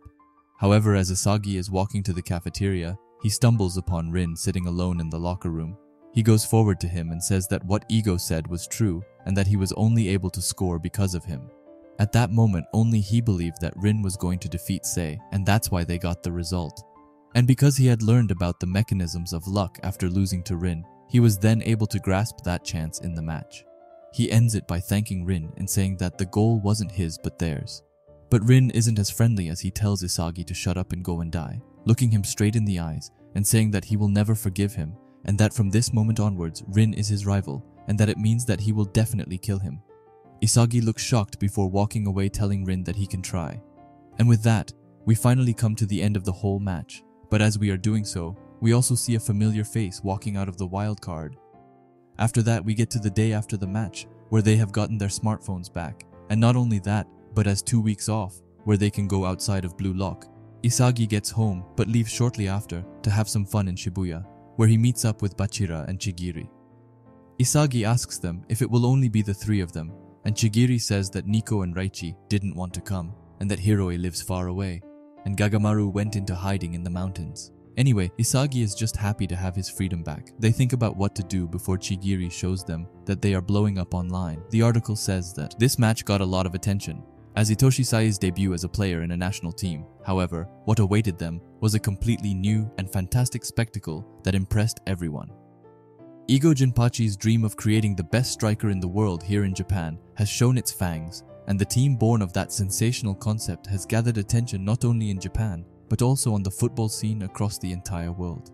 In response to that, Buratsuta from Japan Union said that Blue Lock is the future of Japanese football, and that he simply opened the door of a path that he believed in. They trash talk Buratsuta for a while before they say that they truly did something amazing. After that, Chigiri spots the other guys at a different table, and they decide to go over. Isagi asks them what they are doing here, and they have such grown-up and fascinating discussions, which is just like them.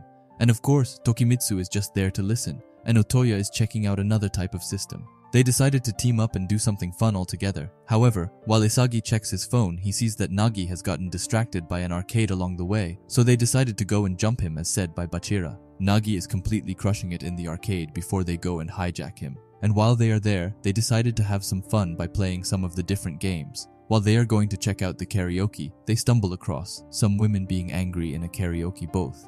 We later learned that it was thanks to Aiku, who wanted to have some fun, I guess you could say. They later learned that it isn't just Aiku who's here, as their whole team is there, and they decided to do the only responsible thing, which is of course to challenge each other in an intense and fearsome bowling match. But before they start, they see someone who's absolutely crushing it and says that he seems rather familiar. They go forward and see that it's Baru, and that bowling is his personal sanctuary, which honestly caught me so off guard. Anyway, they go back and forth a bit before it's Nagi's turn, and when he's about to walk and throw the ball, he stumbles. However, it's not lost just yet, as the ball still goes in a straight line and gives them a strike somehow.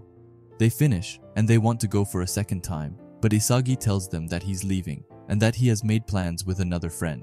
He goes to the train station where a family approaches him. Their son tells him that he's become a fan of him, and says that he loved the goal at the end. He asks Isagi if he can shake hands, which Isagi of course agrees with, and that's just so cute, like I can't. But Isagi gets on the train and thinks that things really have changed. No, it's not that, as it's Isagi who's made them change, and with his goal change the world. Isagi arrives and meets up with his useless teammate from before. They small talk for a bit, before this useless guy decides to open his big mouth, as he tells Isagi that he can't believe how lucky he is, and that an excuse goal like that at the last moment was made with pure luck and nothing else. Isagi is rightfully shocked, and asks what he means, and the guy says that Isagi just picked up the sloppy seconds that came his way. He starts saying that if he went to Blue Lock, he could have been a hero too, but that maybe that goal of his was already used up all his luck. Isagi is in shock, wondering how he can say that the goal was just luck. How does he think that Isagi felt when he's been fighting all this time in Blue Lock? The guy leaves, and Isagi is left behind. He thinks that even more than he's realized, he might have been stained by Blue Lock and by the world of fighting. And with that, we get one of my favorite panels of the series with Isagi just looking out on the field. After that, we get to Ego, who's sitting on a call with a bunch of important businessmen who are discussing if they want in on Ego's newest endeavor. Ego tells them to don't misunderstand and that this isn't simply business, as Blue Lock's Phase 2 is going to involve the whole world as a massive scale entertainment project, as he says that he's going to create the best striker in the world and the big bang of their supernovas will now start. So this, ladies and gentlemen, was the whole U-20 arc, and let me just tell you that this arc has a special place in my heart. We got to see some outstanding goals, some rather tragic backstories, but most importantly, a lot of happy moments between the Blue Lock players. And when they are happy, I'm happy. However, my favorite moment has to be the final goal by Isagi. I love how happy he got after scoring and all of the players coming together. However, now I'm interested in hearing about your favorite moment, so please tell me about it in the comments. And if you liked this video, then be sure to subscribe to the channel, leave a like and a comment, and why not share this video with someone you love? And while you are here, you might be interested in watching another video of mine. And if that's the case, then be sure to click one of the videos which will be popping up on the screen right now. Anyway, thanks for watching and have a great day. Bye.